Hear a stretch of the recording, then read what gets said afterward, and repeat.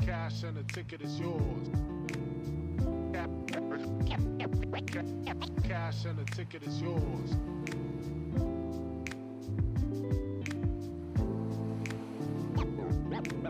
Yo.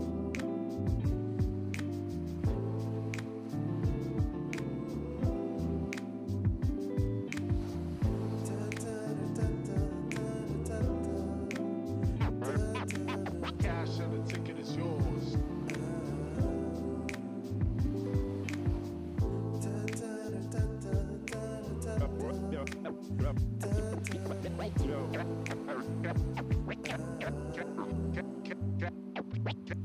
Cash and the ticket is yours.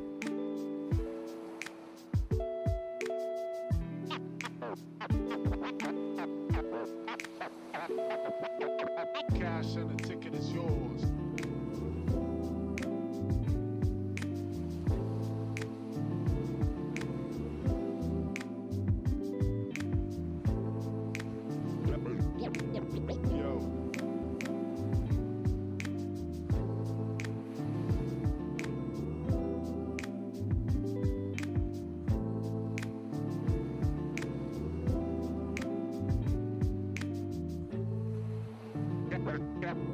Cash and the ticket is yours.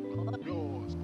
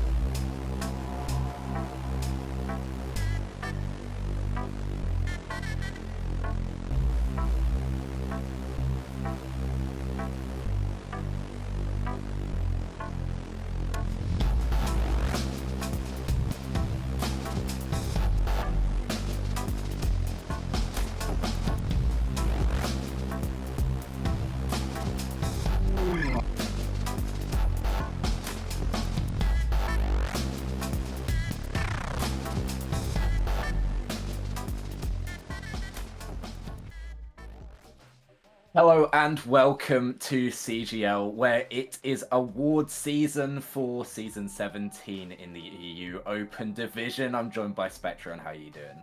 I am doing fantastic. Really glad to be back here, CGL Season 17, the Open Division Finals, of course. But before we get there, we do have to take a quick look at the awards, see who in the upper echelons of EMEA has been, floating towards the top of the pile, who has been fragging out the best, and maybe some players that we'll see here we'll expect to see, taking that championship in a couple of minutes. But just can't wait to get into the action, Avalanche. Absolutely. Well, we have a lot to get through in terms of our season awards, so without any further ado, we will start off with our Support Role Star Award, where there were a lot of votes that came in, but in third place we had Tapioca from A Void List. In second place, Karemi from T4 Demons. But in number one and joining us right now is Azuya from SkyFlock. How are you doing, Azuya? Hello guys, I'm doing amazing. What about you? Yeah, really, really good. Well, my first question to you is, how does it feel to win this award, especially being voted on by your fellow members of the community? I'm really happy about that. And I think it's like all of my team is to thanks because like they are really, really helpful. We did a lot of the job together and I wouldn't have made it without them, And in the final too. So I'm really thankful for them. Yeah, and then do you think this is going to give you added confidence heading into your game later against Lightning? Yeah, we definitely will need like a good team play to win against them. So hopefully, yeah. Yeah, well, absolutely. Well, congratulations, Azuya, on your Best Support Award for Season 17 of CGL in the EU Open Division. Once again, congratulations, and thank you so much for joining us for your interview. Thanks a lot, guys.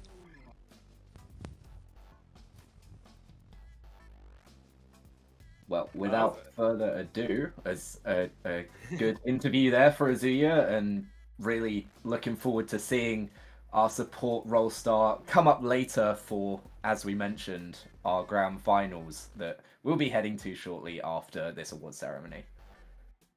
Yeah, of course. I think confidence in game is honestly really, really underrated in Overwatch sometimes. But if you have, that feeling that you can do a little bit more, you play a little bit more aggro, you can find a lot more success. So see if Izzy is going to be fragging out especially much when we get into the lobby in a little bit. But as you mentioned, plenty more roles to award. So I think after that, let's go to damage as your support role star. But in damage, third place, going to be Evil in 4 votes. Archer, second place. But it's going to be Indra in the first place position, and by a little bit of margin too.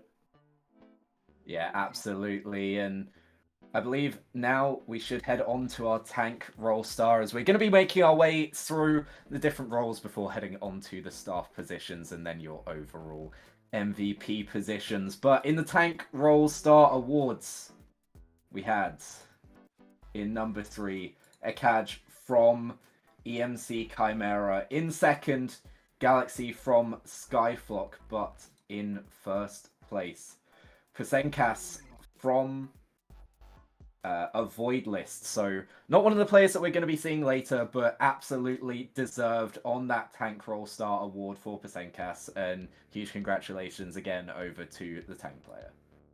Moving on to Coach of the Season, the first Out of Game award we are going to be bestowing.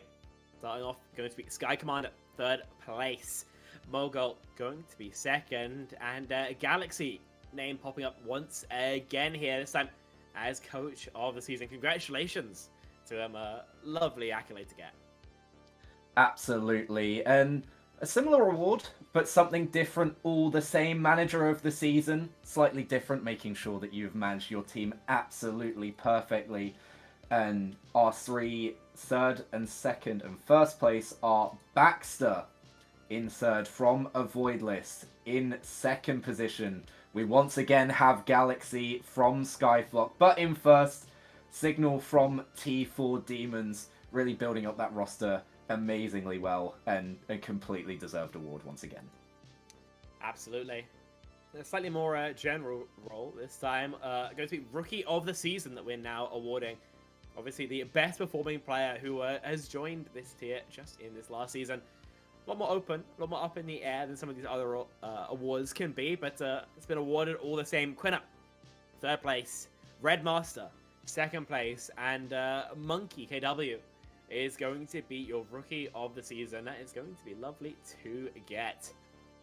Absolutely, and we should be seeing that player later in our grand finals, I believe, as another member of SkyFlock. But we head on to our overall MVP, the player that has stood out across all roles and all teams over the course of this season. In third place, huge congratulations to Psychoka from EMC Chimera. In second place, once again popping up on this list, just away from that winning mark, is Galaxy from SkyFlock, who once again we will see later. But your overall MVP for Season 17 of CGL in the EU Open tier is Tapioca from a void list. And congratulations to Tapioca on this award. Absolutely well deserved. Absolutely. That's going to be our final award then. And I hope... Feel like I do right now. Don't say you're on the run to the other side, my love. You say you wanna try, but you never do. Sugar, there's a reason why we lose.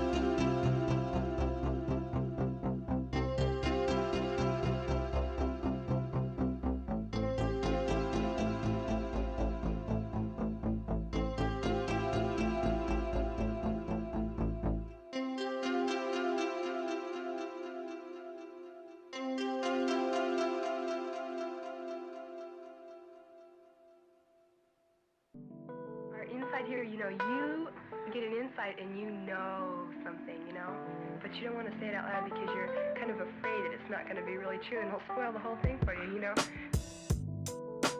But when somebody makes you say it, then, and it's true, then it just makes it more beautiful of a thing.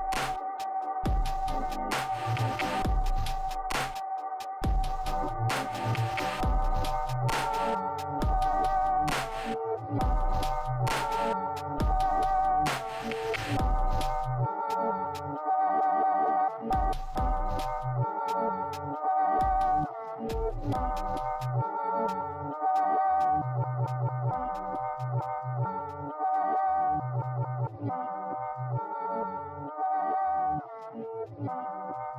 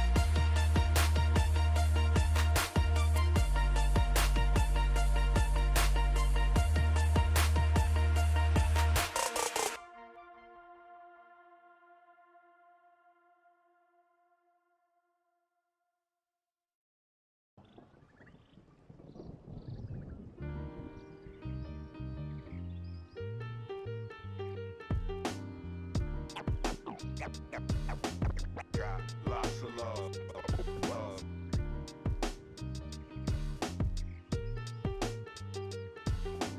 Got lots of love. Love.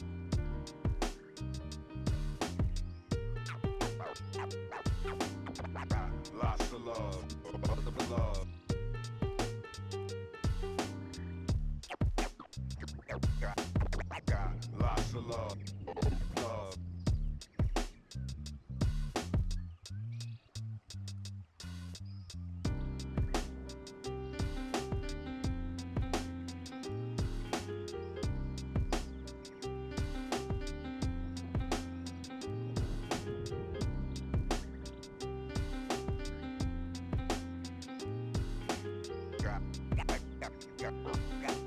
Got lots of love. Love. Got lots of love. Love.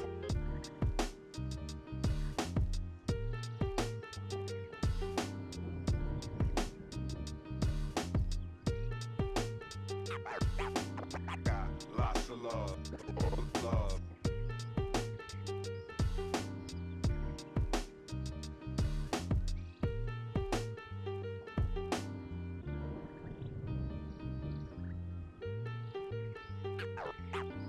Got lots of love. Love.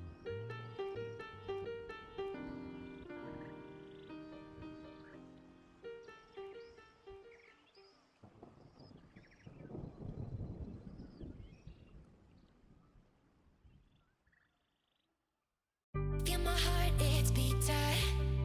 Oh, my body's breathing. It's just you and me. Feel my heart, it's beat tight. Oh, my body's breathing. It's just you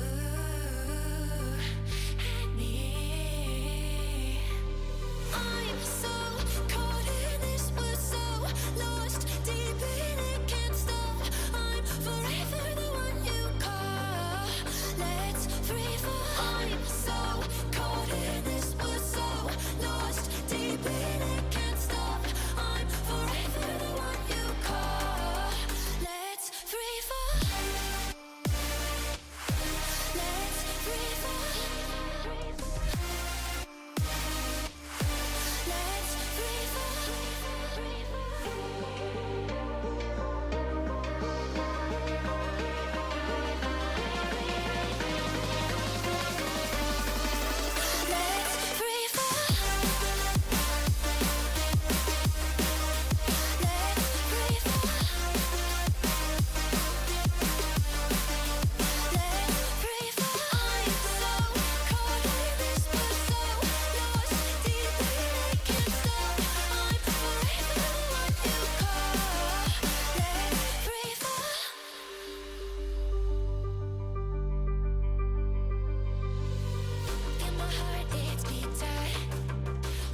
Sitting in a 4v3, Everpro Esports trying to find what angle they can, trying to find somebody out of position. We're gonna go through on this. Oh, what a roll! Whoa!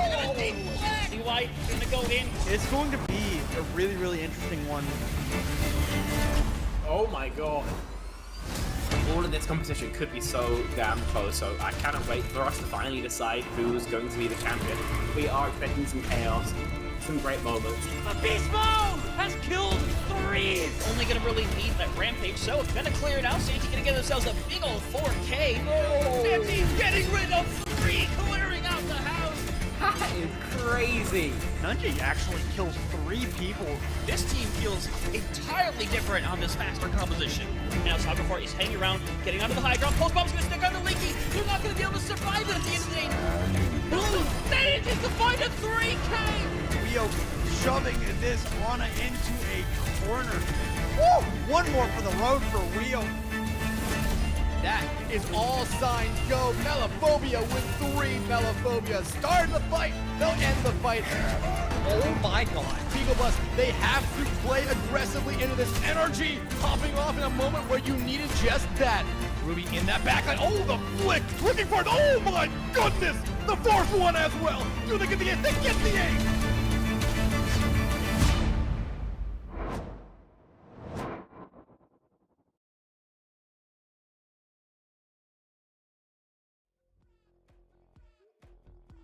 Hello and welcome back with us at CGL, where we are preparing for our EU Open Grand Finals here in Season 17. It's me and Spectreon back with you to take you through all the action, as it's going to be SkyFlock taking on Lightning.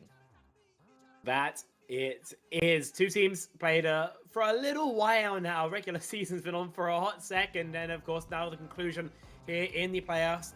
First to 4 to decide. Only one team can of course get the grand total of the first place prize. Of course, still second place runner-up money available for you, but you'd rather be there as far as possible. And I think both of these teams have a bit something of a chip on their shoulder. Obviously, we spoke to some of those awards winners from earlier, but it feels like something of a Pyrrhic victory if you win the award but lose the season.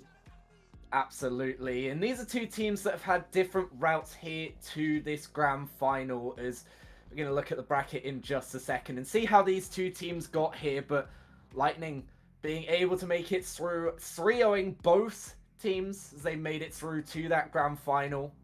Yes, they have only gone up against Cartel and T4 Demons, so no game against SkyFlock yet, but you can see how difficult a journey SkyFlock have had here, losing 2-3 in that winners round 1, going down to the lower bracket, taking that win over Chimera, going forwards to just about take victories over Cartel and Avoids this, and unfortunately, our lower final over T4 Demons was decided by a walkover, but now Lightning and SkyFlock find each other in the finals. It doesn't matter how you get here. It's the fact that you do get here, and Lightning and SkyFlock are going to be your two teams battling it out for that tournament.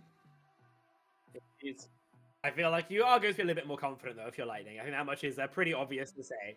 You come through, you haven't dropped a map, you got your 2-3-0s, and you see that, the team who you're playing against has, been beat pretty summarily by a team you handed their asses to in, I believe, Tier 4 Demons. You're not so stressed about this game. Obviously, you still have to give your opponents a certain amount of respect, but it's hard to imagine the Lightning are feeling that they're anything other than these strong favorites coming into this matchup. Obviously, going a little bit more in depth on that as we take a look at the team rosters, but I've got to say, I think if you're Lightning, you are feeling pretty on top of the world right now. Absolutely, but you've got to be careful, as pride does come before the fall, and if you're Lightning, you of course are looking for that undefeated way through the upper bracket, but it's a different tale for your finals, as it should be a first 2-4. On Lightning, we've got Evil, Rav, Buffets, Nitrox, and Vintac, and I mean, a strong roster to be sure, obviously, with the fact that they haven't lost a single map so far in these playoffs, so looking forward to keep that continued as they go in to start off this one. It's an incredibly strong roster overall on the individual level. Evil, Rav, Bafires, Nitrox are all seen in Faith and Master Division. Vintac, I believe, in Spurt, but I might be wrong about that. They have a lot of success, right? In Overwatch, in Tier 2 in general, they play this game non-stop, and the mechanics are absolutely there. So you've got to be scared about the individuals on Lightning more than anything else, but as a unit too, they've got a serious amount of punching power. Absolutely, and they've shown it so far through this bracket going into this game, undefeated in terms of maps, and not just over the course of games, but only having played 2 coming into this final, have to be careful that you don't get too overconfident coming up against your opponents in SkyFlock. And a couple of names that you might recognize from our award ceremony earlier. You got Galaxy, Monkek W, Indra, Arik, and Izuya. Multiple, of course, winners of various awards. Izuya for support, Indra, I believe, for tank, Monkek W for DPS, Galaxy, well, manager's still nice to get. Coach, I believe, as well. Which means Arik is going to feel a little bit left out as the only non-award winner. SkyFlock mentioned, obviously, they felt like their team play is going to have to be pristine if they want to beat Lightning in Izuya's interview earlier. So maybe they are hoping to play as a unit, hope their experience together is enough to get them the win here. Absolutely, but we're going to go to the map pick now, as the time for speculation is nearing an end. And of course we're heading to Lijiang Tower first. Why would we head anywhere else? Yeah, there's not a lot of reasons to try and make it too complicated. Lijiang Tower, everyone plays it. Like, no one has like a really weird like curveballs that can only be thrown there. if you feel like you're better at Overwatch, play Lijiang Tower. Even if you're not, you're probably more comfortable in Lijiang anyway. So it's always going to be played as long as it's in the pool Avalanche. I think we know that at this point in the game. Yeah, you've got a couple of teams that decide to go to other maps just if they are really narrowing in on it, but that only works when you get the map pick. And if you're a team like SkyFlock and you want to decide to try and do that, yeah, you can, but you can't if Lightning pick Lijiang Tower first, as, I mean, these two teams going up against each other, coming in as the first and second seed, it is going to be tough, but I believe these two teams haven't played against each other over the tournament, so coming in without knowledge of the other two teams, only from watching the games and not being in the server. Still though, Lightning come in with a strong core and an even stronger piece of momentum going into this matchup. Should be heading over to the bans in just a second, see what these two teams aren't going to be playing on Lijiang Tower. Cat Bastion has been something that teams have been very feast or famine on. Lightning, pretty assuredly famine here. They do not want to deal with it. They recognize it will make certain points, especially night market, feel pretty bad, and they're going to avoid it entirely. SkyFlock banning out Befires Zarya. If they want to play the Risa like they were hovering on Indra, then obviously it's going to allow that to happen to a certain extent. Rav as well, if we want to play the Vendetta. Obviously, the hero weaker now than has been in previous patches. The Zarya would have done a great deal to sort of mitigate that, but not going to be available anymore. Both teams pretty reasonable bans to start out this series, but one thing to remember here, Avalanche, this is a first of 4, and so especially if this game goes long, teams will have to hope that they're using their bans in the correct maps for it, because you get towards map 6 or the final, and people don't have anything good to ban, or they maybe used a ban a little bit earlier, maybe a suboptimal position. So see if they're picking their strats correctly. Absolutely. But for Lightning, the name of the game is keeping things simple. You don't want to deal with that Cat Bastion that's recently come into the meta.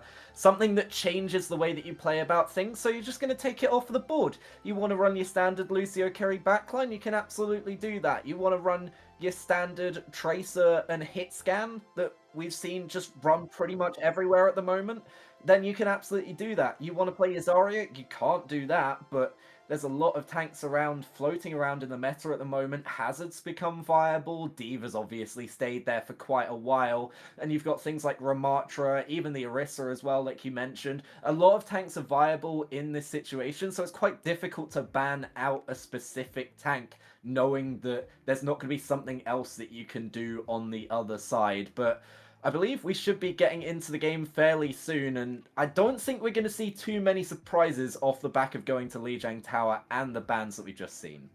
Yeah, I think pretty hard for any curveball to come through. The biggest we can expect is maybe something involving a Symmetra, but even that in the year of our Lord 2026 is pretty par for the course. We are kind of figuring out some technical issues at the moment, so we might be stuck with myself and Avalanche for a second. Hope you guys don't mind. But don't worry, everything is still on track to get in relatively quickly. Just have to get the eggheads at the problem. Yeah, absolutely. Well, as we see it going into Lijiang Tower, obviously the map type does control a lot of the situations here in CGL, and you do have the ability to ban out a map if you want to as well, if you are SkyFlock as the one not picking the map. So the ability to do that has been in their court, and I'm unsure of what they decided to go with, but I mean, why would you ban out Lijiang Tower at the end of the day? It is probably what everyone is most comfortable on, considering how often we see it, and it's become a running joke, at least in the tournament community, of, yeah, we go to the standard 5 maps pretty much every single time, at least in terms of the map types, and Lijiang Tower is the standard for control. Yeah. I feel like, I don't know. I feel like people should stop going to just because it's like marginally boring, but that's just like my opinion, man. Do I think Legion of Power is a bad map at all? No, but it's just we see it so much, we scrim it so much, it does begin to make you feel like you cast too much, you play too much, and you begin to dream in Lijiang Tower. So, I would like to see other maps that are in the pool. Of course, other maps that are in the game. Obviously, Antarctic Peninsula's recently back in. You guys have never seen a game on Antarctic Peninsula. I'll tell you how much for free. Yeah, that's so true. So, you know, obviously, Egypt House is a good map, but guys, there's a world out there, there's a universe out there that I would love to see us take a look at. Yeah, but I mean, at the end of the day, we are only mere casters, and we can only bring you what the fates decide. And Lightning is just going to decide to bring us straight over to Lijiang Tower. The compositional changes, of course, we've talked about the Cat Bastion coming into the meta. We've talked about the Vendetta going away. The changes to Vendetta, taking her out of the meta, we have seen a rise in Reaper coming in to fill that role as the bubbled-in target of the Zarya. We've seen some Venture as well. The Ven for Ven swap, basically, of, okay, we're going to bubble in the Venture instead of the Vendetta. The rest of the time, it is pretty much just your standard. The backline still stands at Lucio Kiri for the most part, which really doesn't cause too much of an issue. I mean, people have been scrimming this since the 2 was added to the game, and since it's come off, we really haven't seen anything go either way. We've seen Juno and Brigitte come in as a viable role on those supports back again, and like we said, the tank role is wide open. So there are some switches and some curveballs if you want to run something for SkyFlock, but it doesn't seem like Lijiang Tower is probably the best case to be able to throw those curveballs, as it is so standard. Yeah, I think Kiri Lucio has been in the game for, as you mentioned, absolute donkey's years at this point. Everybody's going to know how to play it, and even though recent changes to Kiriko slightly changing the playstyle, you shoot a little bit less, heal a little bit more, it does not make the actual comp play particularly differently. It does not make the comp any worse. In fact, I think it makes it probably better on the net.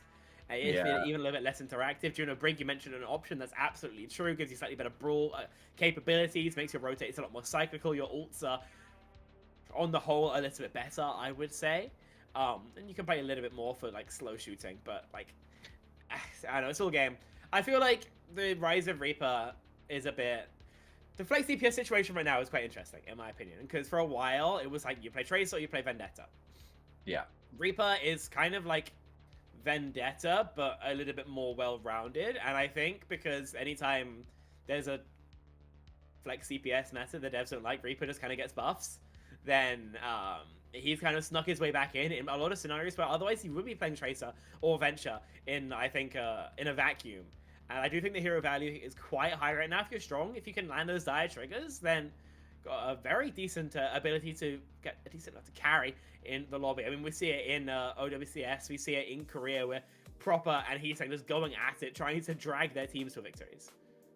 Yeah, absolutely. But another character, and you mentioned the dire triggers, some things being added from the perk straight into the base kit. Another character that's had that happen has been Pharah, and we've seen Pharah rise up the ranks as well as a different option for those flex DPS characters. You're going to struggle a little bit more in the enclosed space of Control Center, but Gardens has always been a place for your Pharah to be able to get value. Even if we didn't see it so often in other maps, it's still been viable on Gardens for Lijiang Tower for so long. So, of course, that's another option that you can go to as well. And a little bit buffed recently, but the amount of damage that you can put in with that third perk is substantial. And if you've got a good Pharah player, you're going to really challenge the hit scan on the other team and put so much pressure onto them to be able to take you down that maybe the eyes aren't going to be on everyone else on the team, and someone on tank can just get in their face and brawl them down. Absolutely a possibility. I think the reason the game's kind of been played the way it is, half because it's been done for so long, playing like Tracer, maybe something else, hit scan, probably Sojourn, maybe Emre, Kiri Lucio, is just because you can always play it. It's not always the best thing to play, but basically throughout Overwatch 2, it's always been played. And so anytime there's a new patch, you figure out the least you can change it while still playing the same strat. And you can keep, using the same practice you've had for years, the same fundamentals you've, developed, rather than swapping to something that's a curveball. It's weird, like the Cat Bastion, where you have to think about the game in a different way. So I think that's why we see a lot of teams avoid it, because it's different and new and scary. But of course, there's other room for innovation in the game more than just this AC-130 strat. Absolutely. Do you think we see the Cat Bastion today off of SkyFlock? If they go down 2-0, and the cat has been banned on the second map by Lightning. Do you reckon we see the cat Bastion at some point today just to try and throw Lightning off of their stride and at least get a map in your favor, get some momentum going, and see where you can go from there? I would be quite surprised if nobody played any cat Bastion today. I think that it's a really good comp. I think that it's relatively easy to swap to if you're losing, and I think that it's got a good enough balance of it being easy to learn and hard to master that teams don't feel like scared away from it than they can in some other comps. So I'd be quite surprised if we didn't see it. Yeah, absolutely. And I think it's definitely something that you can run just as a panic button. You've got these situations where, you know, nothing else is working. And once again, you put a lot of pressure onto the hit scans and the timing of the other team as well to be able to use that cover to get away from that assault form. And then you come into your own as a tracer player. You really need to be able to sweep up those kills off of the damage that you've already gotten from your Bastion. So we'll see if these two teams can get online with that later on in the series. But for right now, obviously, the Bastion has been taken away. And what do you reckon on tank? Do you reckon we see D.Va? D.Va's been strong throughout a lot of time. Of course, you can play the Ramatra as well on the more poly points, but do you reckon the D.Va comes in here on the first map, especially with the Zarya being taken out? I feel like the main option is going to be D.Va, Hazard, Orisa. Ram kind of playable, but I think he's kind of in paper cut a decent amount. Orisa in power crept, and I think she kind of fulfills the same role of his, but a little bit more effectively. D.Va's very playable. D.Va, I think, going to be much more common when we see Cat Bash, and especially Defense Matrix, obviously incredibly impactful versus that. But I think Bafire is perfectly comfortable playing that hero, but when I think of him, I do think of the Haz, and so I do imagine he'll be starting on that injury. I imagine we'll be starting on the Orisa, and teams will adjust from there. Haz into the Orisa can feel quite bad, and so we might make changes after that. But I think we finally can stop yapping. We're heading in sooner rather than later. Zerael going to be playing rather than Evil. But other than that, it's exactly the same as we saw those rosters about half an hour ago. Yeah, absolutely. Well, the time for speculation is all but over, as we should be going on to Lijiang Tower in just a second. And I can't wait to see how these two teams will line up against each other. Here we go. We're going to see it off the back of this transition. There we go. It is going to be Control Center as our first point of this grand finals, and I'm so excited to see what these two teams line up on. Is it going to be the standard? Pretty much. Yeah. Fires D.Va. Note the Emre is going to be out from Rav. Cassie so far being hovered by Monkek W. Do I think Cassie's tank injured on DPS? So yeah, that is interesting. I think some teams can just put their tank player on DPS, especially for heroes like Symmetra, which aren't that mechanically demanding. See that plays out though, is SkyFlock going to be looking to burn the front line more than anything else?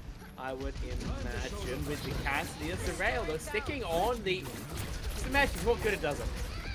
Yeah, our rookie of the season, proving exactly why you take that moniker, as Monkek W finds the first kill of this grand finals. Now you can see Indra trying to get into the backline, trying to get a second kill to weaken this Lightning team even further. But off the back of that kill, it doesn't look like Lightning are two-phased. You know, it happens. You get headshot by a Cass. Now trying to take control of the objective, moving over towards the high ground, and they do decide to stick over with this Symmetra, and finally the kills come back into their favor. Patience, a virtue for Lightning, and now they're able to take over this first point.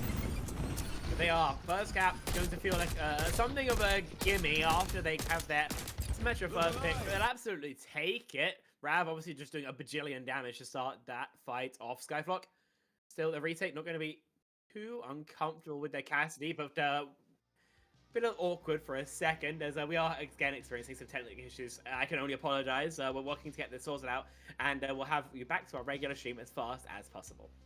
Yeah, absolutely. But you can see Lightning, that's the sign of a team that has been winning games, right? You're not phased by that first initial pick onto you. You have the patience to know the point hasn't elapsed yet. You haven't lost it. You don't sort of feed in and make sure that you compound that error for yourself of that slight mispositioning. Instead, you wait, you get back in, and eventually you do overwhelm the opposition. And SkyFlock, you know, you would have been happy getting that first pick, but you do have to mount up in those advantage numbers situations and be able to build on them. And the fact that they weren't able to, honestly, a little bit of a worrying sign for things to come, but it obviously is just the first fight of many that's going to be elapsed in this grand final. Of course. I do think Cassidy is quite weird in these setups. Obviously, you will sometimes find picks like that because the points are a little bit shorter. Cassidy's shorter effective range is not an issue. Flash finds more value. You'll overall find yourself dealing more damage, maybe comparable to Emre with some added sustainability, some added impact. But you're not going to be able to stick on this, right? When you start heading into, for example, the Gardens, Cassidy is going to be somewhat of a liability in my mind. You're going to need to swap to an Emre or a Sojourn. And at that point, I am, you know, early on thinking, will SkyFlock find that more comfortable playing a more standard hero? Or will them, you know, change off their initial strat, end up shooting them in the foot? Yeah, absolutely, and we'll see what they're able to do, as we should be getting back into this matchup very, very soon. But again, Lightning proving that they haven't let their foot off the gas at all, and being able to take that first fight right from under SkyFlock's noses. Indeed. Would be nice. Sorry, I think I cut out there for a second. You mind repeating this one? No, it's all good. Just saying that Lightning have not let their foot off the gas at all, and being able to take that fight just from under SkyFlock's noses is just a sign of a team that is playing well overall. Yes, absolutely. I feel like once you have this like level of experience in, you know, tier 2, tier 1 with Evil, of course, you might just find stuff like this like second nature. You lose one, but you're still in a position to keep neutraling, so you play, you find your trade back, and you convert it, and you push up as fast as possible. I think they are going to be trying to keep the pressure onto their opponents as much as possible. They recognize that if SkyFlock collapse under it, then they'll have a very easy 4-0 perhaps. And so it's on SkyFlock to try and survive this as much as possible. Sorry, just hearing that we are going to go to a short break. When we're back, hopefully the game will be ready to get underway without no more disruptions. So we'll see you guys in a little bit.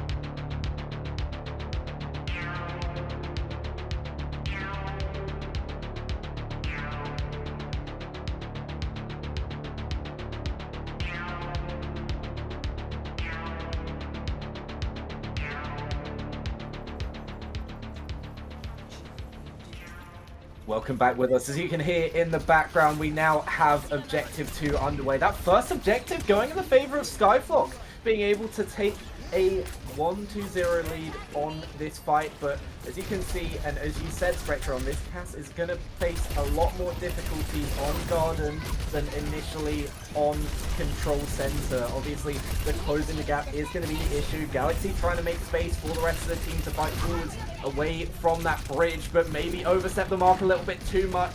And eventually that D-Mech does come through. It should be favored for Lightning, but Monkek W has been able to go into Dojo at the very least. Not for long though, as Buffet is able to take him down, and Galaxy just hits the quick reset. Monkek W found himself with something of an island, stuck there, no ability of rotation on the Cassidy, and so shut down the fire is able to find that final blow, and another first fight win from Lightning. This one much cleaner than the previous, but it didn't work out for them so good on Control Center. See if anything's going to be any different here on Garden. Yeah, you can see the ult lead though for Rav being able to get closer and closer to that override protocol, and that should look like it's going to be the first ultimate online. The consistent damage of the M-Ray doing a lot to pressure out this SkyFlock team and make those rotations a little bit more difficult. Now you can see they've been able to get closer towards the objective, trying to get in and trying to find some sort of pick, but here comes the override protocol from Rav. Trying to find something here. They force them all back into this zone, but that's where your Tracer player can strike at the back. And immediately you can see MonkXW just not being able to get anywhere near as much done as on Control Center. The boosters come out and steal the fate of Indra, and now it's just clean up once more for Lightning. You get a lot of exit kills as well. Rail and Nitrox Rav, of course, able to clean up every single member of SkyFlock who are sent back to spawn past the 70% mark momentarily. They use the one check mark for it. Lightning very likely looking to hit early again, very likely with their Kitsune Rush to open up. But we'll have to back past the bridge at the very least. SkyFlock gets this way as well. Pretty much all 5 available for SkyFlock, so you can go in a bit aggressively, but 2 of them already elapsed, and it looks like it's tight with this Kitsune Rush. Now deciding the time is right to take their own, but Nitrox going down is going to spell certain doom surely for Lightning. The kills come through eventually for SkyFlock. Trade out of the Lucios, and eventually they are going to find out the kills. And it's just going to be the Diva. Last one on the objective, trying to stall out for as long as possible. Invest that D-Mech. They're trying to get back into this actually. The sound barrier invested from Vintek. Yeah, you do go down, but they bought more time on the objective. Finally, it looks like the kills are coming through, but Pulse Bomb onto an Ori D-Mech is a bit of an issue for Indra. Galaxy's been able to find the kill eventually though, and that should be a flip through for SkyFlock. Yeah, looks like it. Rav off the map. Izuya finds the final blow. Galaxy would have if not.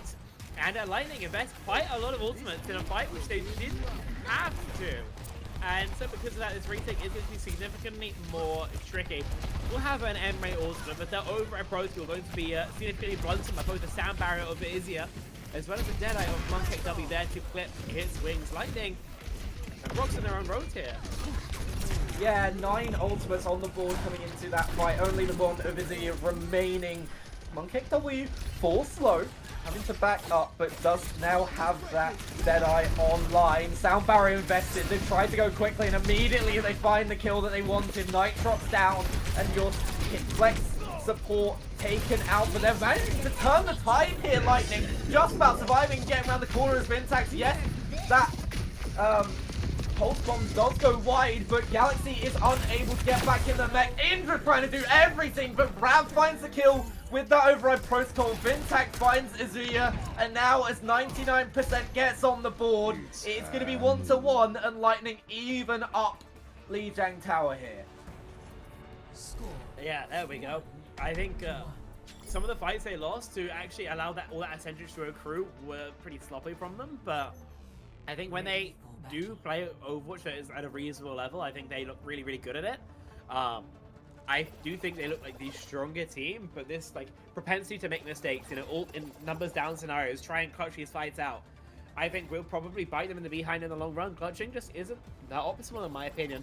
And if it keeps on going against them, SkyFlock are going to find themselves multiple ult advantages that they can maybe convert into more progress. And they need to convert into more progress. And of course here, 1-1 Lijiang Tower. Market going to be the decider. A bit of additional positioning from both teams from the Symmetra. Indra sort of back late.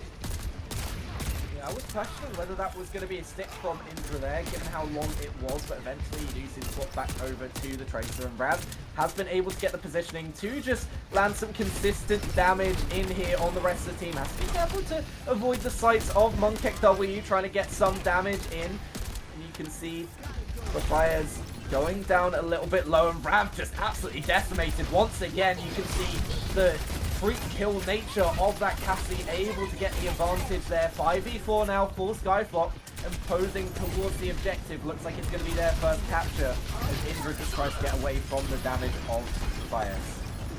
Yeah, recall force on the Tracer, but fires being placed to keep their own alive, and so Israel able to get the opening kill. More than that, they're going to be needed. The flip down, 12 easy percentage points from SkyFlock have to bring to bear. But 1-for-1 trades means that Lightning's hold still not yet firm. Yeah, absolutely. They're going to be able to stick this out for the moment, but still worried a little bit. Monkey trying to find the angle to get through here, and you can see already built up to that Deadeye, but the amount of value of that ultimate not as much as he would want. Galaxy falling as well is going to spell certain doom in this fight for SkyFlock. Now looking to gain the space is Rav, and followed up by the Diva of the Fires, as just heading into the backline, trying to find more kills. Have to be careful not to over-aggress. That is true. We'll be able to stop that. Incineroar top. Nitro does not feel the match, and so simple disengage. Zia down low. Finish not coming through from Zerail. The pulse was available. Should it be needed? And indeed it won't be. Artillery shot from down range is going to give the one that Rav needs. And no Galaxy trades it back, and it's going to be at a significant numbers disadvantage. 60% plus now approved for Lightning. SkyFlock running out of answers. Lightning looking more and more confident as they grow into the tower. Absolutely. Now up past 60%. SkyFlock need to find something. They have 4 ultimates on the board to be able to do it, but of course there are 4 standing in their way, and the Kitsune Rush not being mirrored could be an issue for them. Kitsune Rush invested, knowing it's not going to be there on the other side. Sound Barrier traded out, but not before Monk W was found, and surely the staying power is just going to be a bit too much for SkyFlock to be able to deal with. 2 kills now found, both the supports gone, and now the sustain is not going to be there for Galaxy. Has to invest that self-destruct just to be able to stay alive in this fight and in this match. 93% now for Lightning as they try to get back in now. Do SkyFlock going for the touches, Indra, but not allowed. Vintak playing at the barrier, making sure that he can't get in there. Now Zerail trying to do the same on the other side. Galaxy going down low. Yes, you have the investment of that ultimate from the Cassidy, but it's going to be too little too late. First point going in the favor of SkyFlock, but able to rally were Lightning, and proving exactly why they have made it here through the top bracket, being able to take our first map of Lijiang Tower 2-1. Yeah, Lightning occasionally gave over some pretty weird picks, especially in first fights, but they were always able to take it back incredibly quickly. I feel like, especially when they are playing cleanly, I mean, they look absolutely untouchable. And again, like I said, the mistakes they were making, they were able to cover up with their raw mechanics. And so 1-0 up here in our first 2-4 series. Of course, that does mean SkyFlock have first map pick as well as first ban. So see if they're able to use that to push a map, which was honestly very close in the favor of Lightning, to something that favors them a little bit more. Make sure this is as close a game as humanly possible. But if I am them and I see what's being played, I'm very curious to say what we'd maybe go to next, like Emre ban, go like King, something like that maybe?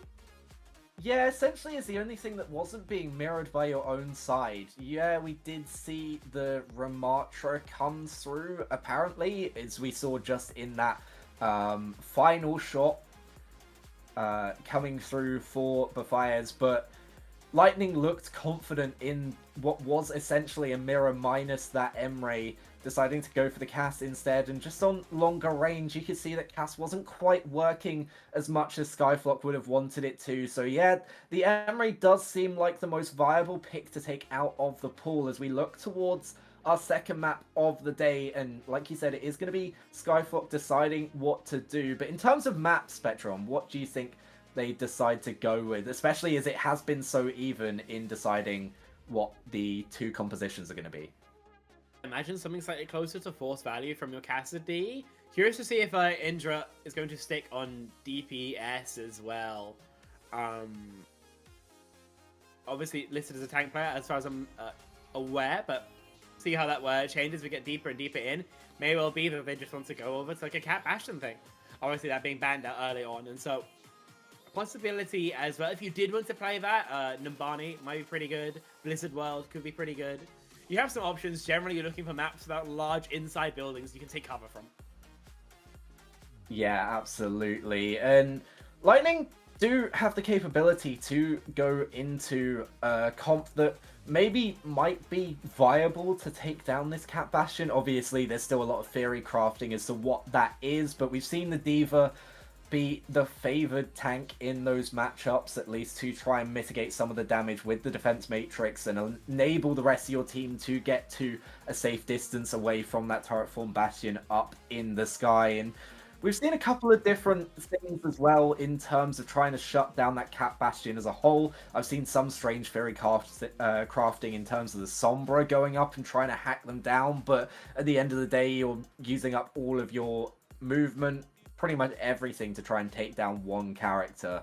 So it's difficult to try and go against it, but I believe we do have our map pick here at the very least, and you'll be able to tell us what you think that means going into our second match. Obviously, map pick Kings Row. I think it's a common map. It's again a map that everyone's comfortable with. In a lot of ways, it is the hybrid equivalent of Lijiang Tower. Generally, you can play a little bit more for tank trade here. So if you're looking to put the pressure, put the screws to the fires, this is probably where I'll be looking to take it. The fact as well, it can be quite linear. It means that the flex DPS, at least on Tracer, is going to have a little bit less impact. And so if you felt like Zerael was a particular issue for you, then it's going to limit his impact on that hero. You're going to look at more maybe Mei, Reaper, Pharah as options that can play here quite effectively. If you did want to play the Cat Bastion, it absolutely works, especially first and second point. Third, it gets a little bit more funky, but I would not be surprised at all to see SkyFlock pull that out. Yeah, and third is a little bit stunky for pretty much any composition here. We know it is a very difficult third capture point to be able to take as we look towards the bans as well. I believe we have them in. See them in just a second. The D.Va banned out from Lightning, and it is the Emre on the other side, so the theory is that you're still going to want to play potentially that same composition, obviously minus that D.Va now taken off of the board, but the Cass could still come out here. I mean, do you think it's just a switch over to the Sojourn, as we've seen Sojourn still be fairly viable on the hit scan role, even with Emre just being a little bit more consistent? I'd be quite surprised if they went anything but. Freya's not great right now. Now you can't two-type everybody to the body. Cassidy is a bit strange always, I feel like. Ashe is a possibility, though. Ashe is in a pretty decent spot right now. I think the only reason she's not playing more is because Emre functions at the same effective range as her, but is better, more consistent, harder to dive, especially. So Ashe, I think, a very real possibility. Soj, even more likely. Cass, Freya, probably not too likely to pop up. Yeah, you have those fringe matchups, and of course you also have the ability to go towards a double flex DPS line if you do so choose. We've seen that a little bit more often in some situations, especially if you do want to run a sort of pseudo London Spitfire composition on King's Row. You can absolutely do so, the Mei Symmetra, or I mean, the Bastion still viable if you are going to decide to go for a Symmetra or a Mei composition and just decide to shred through whoever decides to poke their head around that first choke point first. Indeed. So, first person through the door is going to have to be paying quite a bit of attention as to how to mitigate that damage. Of course, no Matrix to deny it entirely, and so the tank is going to have to just trade probably your armor for the walk. Where here it. Ready to go once more. Evil going to be in Zerael, but other than that, the other same 9 players in the lobby. Oh, no, CS player Evil for all the success he found there. A really strong player, just a chill guy. Looking forward to seeing what he's got for us. Yeah, absolutely. And heading into this second match, Lightning having won out that first map and being able to take a lead going into King's Row. And of course the momentum's still there for them, having the opportunity to continue forwards. And you see the Fires heading out of spawn on that Ramatra, and of course it is going to be the Sojourn for Evil with that Emre being taken off the board. Indeed. They're on the Soj, shooting down main. CGL competitor, then an old SS competitor. Hi, Key. Ramatra, actually an interesting one for the Fires. Like I mentioned, in my opinion, Orisa is in a similar point of power. Widowmaker for Mooncake W, very likely to not get a peek, but you never know. Could always get a Violet moment.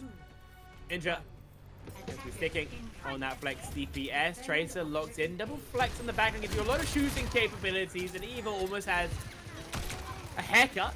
But Mooncake W is going to miss the shots for now. Might be walking back to spawn.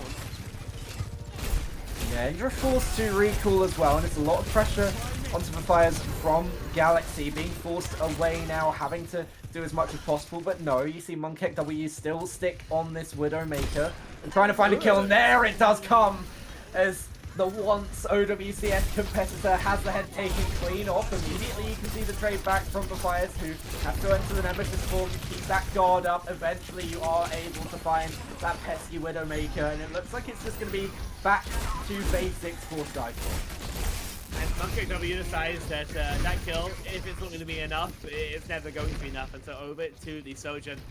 The added damage as well, going to be incredibly nice for checking the Fires, who's at this point has been pretty free, pretty unguarded. That being said, because Evil has been out this fight, so he's lost a lot of time he could be finding value, and so Mooncake W basically already matching the auto charge. Yeah, and taking the head clean off of Nitrox as well to open up this fight. The Kiriko now down. It's going to be a long time before you're able to get that flex support back, but it's the go button for Lightning, knowing that they have to make a difference in this fight. Rav taking down 2 now, has to deal with that tank being off the ball, but Rav finding 3 on the fight, cleaning up and making sure that chink in the armor wasn't exploited. Indeed. Lovely work from the Tracer for this good work. Pulse now available. And no one on SkyFlock really has any capabilities to stop being stuck, and so should be a guaranteed kill essentially. Down being invested from Galaxy though, able to find the kill. Evil trades it out immediately onto the opposite number, and now you look to get back forwards. The overclock online now for Evil, but stuck on the other side of that wall perfectly.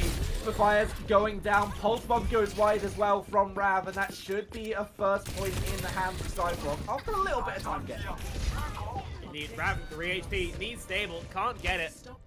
Vintac just a little bit slow to help the Tracer, and so because of that, some late kills materialize for SkyFlock. A decent hold down from Lightning. But a couple late deaths and a bit of an awkward recontest from the Fires means that SkyFlock have the cart moving and a pretty healthy ult bank to boot.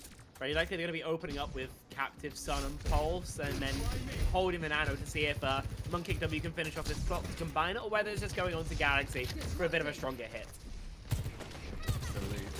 Still a couple of things back on the board for Lightning, as that overclock is there for Evil, and Nitrox has to be careful not to fall before this Kitsune Rush can be invested. Beautiful sleep onto Evil by Eric, but pays with his life, and now you can see the fight coming forwards. Evil not taking a shot to the overclock, has to just, maybe the time off of the fights has caused the substitute to have a little bit of delay, but eventually they do find the kills. Windy day for him, but it's all G. You use your one ult, you find the hold. There's not a lot to complain about. SkyFlock still holding on, still nursing onto that ult economy, however, and so Vintax B is going to have to be pristine here to keep Lightning alive against the onslaught. Absolutely. Good move just to isolate Galaxy, but now with the help of the Nano, going to try and invest a downpour as well. Doesn't really catch on to anything, but hunting down Evil, just about able to get away into Sojourn. Now in the sights are the support players, but all of them have been able to stay alive and been able to get away. Same can't be said for the tank though, trying to hold the door as much as possible. Traded out as well. Galaxy goes down, and now the investment of the Captive Sun is going to try and find something here for Izuya. Eventually the kills do come through, and everyone does explode in the sight of the sun. Not every time you see a 3-kill Captive Sun, but it is going to be pretty happy with that one. SkyFlock cart now rolling. Time bank still healthy enough, and a clock to try and get it over the line here into the third point. Lightning will have a recontest. With that Kitsune Rush, it's going to be a pretty good one. Mooncake W, but the pressure there's the shots.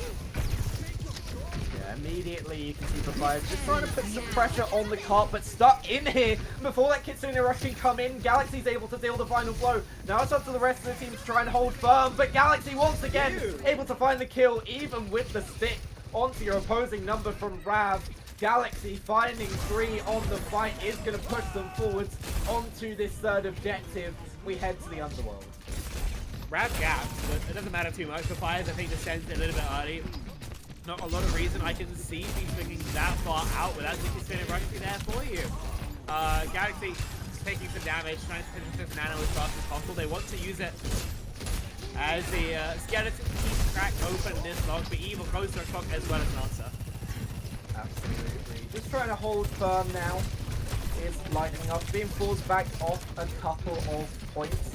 Suzu now uses Monkey W, tries to help Galaxy scale, and Indra decides that's enough of the gap. I'm going to get back into it. 2 with a pulse as well. The Zintac isn't able to get away far enough from the stick onto Evil. A team kill rings out once again, and SkyFlock just keep rolling. Yeah, no chance for Evil's Clock to find any value whatsoever. SkyFlock still have Nano Boost, still have the downpour, still have the captive stun. Lightning's recontested is going to have to be significantly labored, especially with no rounds. Yeah, you lose your Tracer out early on, and now the presence comes through. The captive stun invested, gets the kill onto Evil, and now with that nano onto Galaxy as well, it's just going to be impossible for Matthias to stay alive. A clean capture with almost 2 minutes still on the clock for SkyFlockers to get forwards as much as possible and get some momentum back into their favor, level up the series 1-1. That's a great way to start out on King's Road. Very healthy time bank there. As you mentioned, it was 2 minutes. SkyFlock have to be feeling good about themselves after a performance like that. Lightning, somewhat struggling there, but Fires and Rav taking some very early deaths. I think Lightning, in general, have been relatively sloppy with some of these early fights, these early peaks as well. Once it gets chaotic, normally a bit better for them. But all they can do is take a look at the mistakes they made and try to lock in their own attacking side. With a spawn peak, we can probably expect from Evil. But other than that, if they want to get weird, I wouldn't say it's too likely. Double Flex is going to be decently odd. Not something I've always seen them go towards, but Ana cooldown's always impactful. A sleep or a nade easily converts into a kill, and Nano Boost as well, of course, incredibly impactful. And you don't really need the Lucio speed as much as you do on some other maps, especially when you're playing, mobile kills on a map like King's Row.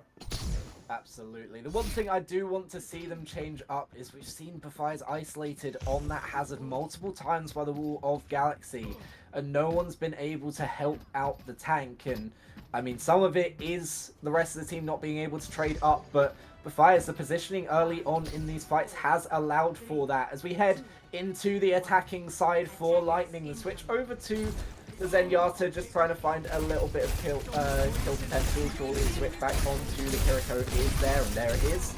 Bafires now trying to scale up towards that statue, trying to catch Galaxy off guard, but the wall does go a little bit wide to make sure the hazard can stay alive. And now the hazard tries to get into the backline of Bafires' team. Immediately, though, you can see the impact of switching over to the Ana away from the Lucio, taking down the tank presence immediately. Ravi is able to get traded out by Indra, but the rest of the team falls by the wayside, and it should be a quick objective capture here for Lightning. I find it hard to imagine this Ana is going to live for too long.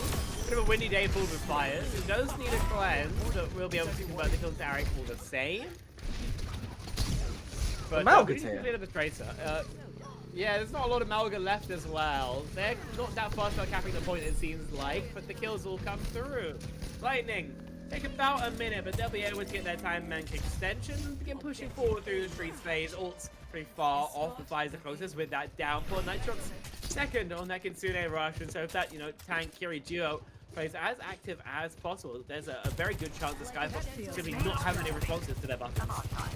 Yeah, absolutely. And that quick switch over to the Malga is going to put Galaxy in a big deficit in terms of building this downpour towards these fights. It could be what you need to get rolling for Lightning, get a little bit of a snowball going, as the street space can be quite easy to snowball through. We saw that from SkyFlock consistently on their attacking side as well. Nitrox building up to that Kitsune rush could be used to run over the other team, as it's going to be one of the first to come online alongside that downfall for the Fires, as they look to get aggressive once more here, trying to get the space for Evil to be able to find some of these shots that maybe have gone a little bit wide in these first fights. But Monkey W trying to find something here, immediately goes down to the wall from Bafires. Once you found one, they look to find the rest of them now. Again, This Ana doing so much to hinder Galaxy, and the kills do come through in the end. Brav in the backline just making Misty and Evil able to finish off the kill onto the tank. Surely this is going to be a quick second point here for Lightning. Pretty ridiculous pace being put on by Lightning. Again, they'll have about 5 minutes, 20 seconds, I believe, heading into last point of King's Row. Listen, SkyFlock on a good pace at this point, but this is just egregious. 5 ultimates as well. You can do whatever the hell you want with it. None of got particular favorite, perhaps. I'm very worried about SkyFlock here. Yeah, absolutely, and immediately you can see the investment of that nano clock, and it gets the kill as well. Kill confirmed onto Azuya, and you can see they've wasted the nano here now. Galaxy not able to stay alive. Yes, Monkick W does find Evil, but at the end of the day, it's just a cosmetic kill. The rest of the team still stands, and you have 4 ults for SkyFlock, but you need to stand tall and waste at least some of this time of the time bank that Lightning have built. You've got Brav now coming in with the pulse bomb, trying to find a target here. Arik down so low, doesn't even need the pulse bomb to be able to confirm the kill. And now you can see the overclock, from Monkick W doesn't find anything. They're trying to invest here. Azuya now slept and anti perfect from Vintac, and once more you can see that the play on the attacking side has been devastating for Lightning. Yeah, and has been absolutely pivotal. So much value from these cooldowns. Spoke about it a little bit earlier, but this is this magnified to AT. No chance of a touch. And we said 2 minutes is a very healthy time bank. Lightning almost, in fact, more than double that. 4 minutes, 20 seconds. More time they started out with here, Avalanche. It's just a bit ridiculous. Yeah, absolutely. They've gained 20 seconds on the entire map, which you don't often see, especially after being full captured yourselves.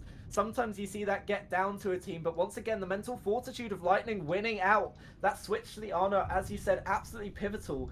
Being able to get some of those kills confirmed with those antis, with those sleeps that have been hitting just a little bit different for Vintac since the switch over. We said Arik was doing well on that Ana with some of the plays, but my word, has it been an absolute shred for Lightning, who now get their second turn, I believe, on the defensive side.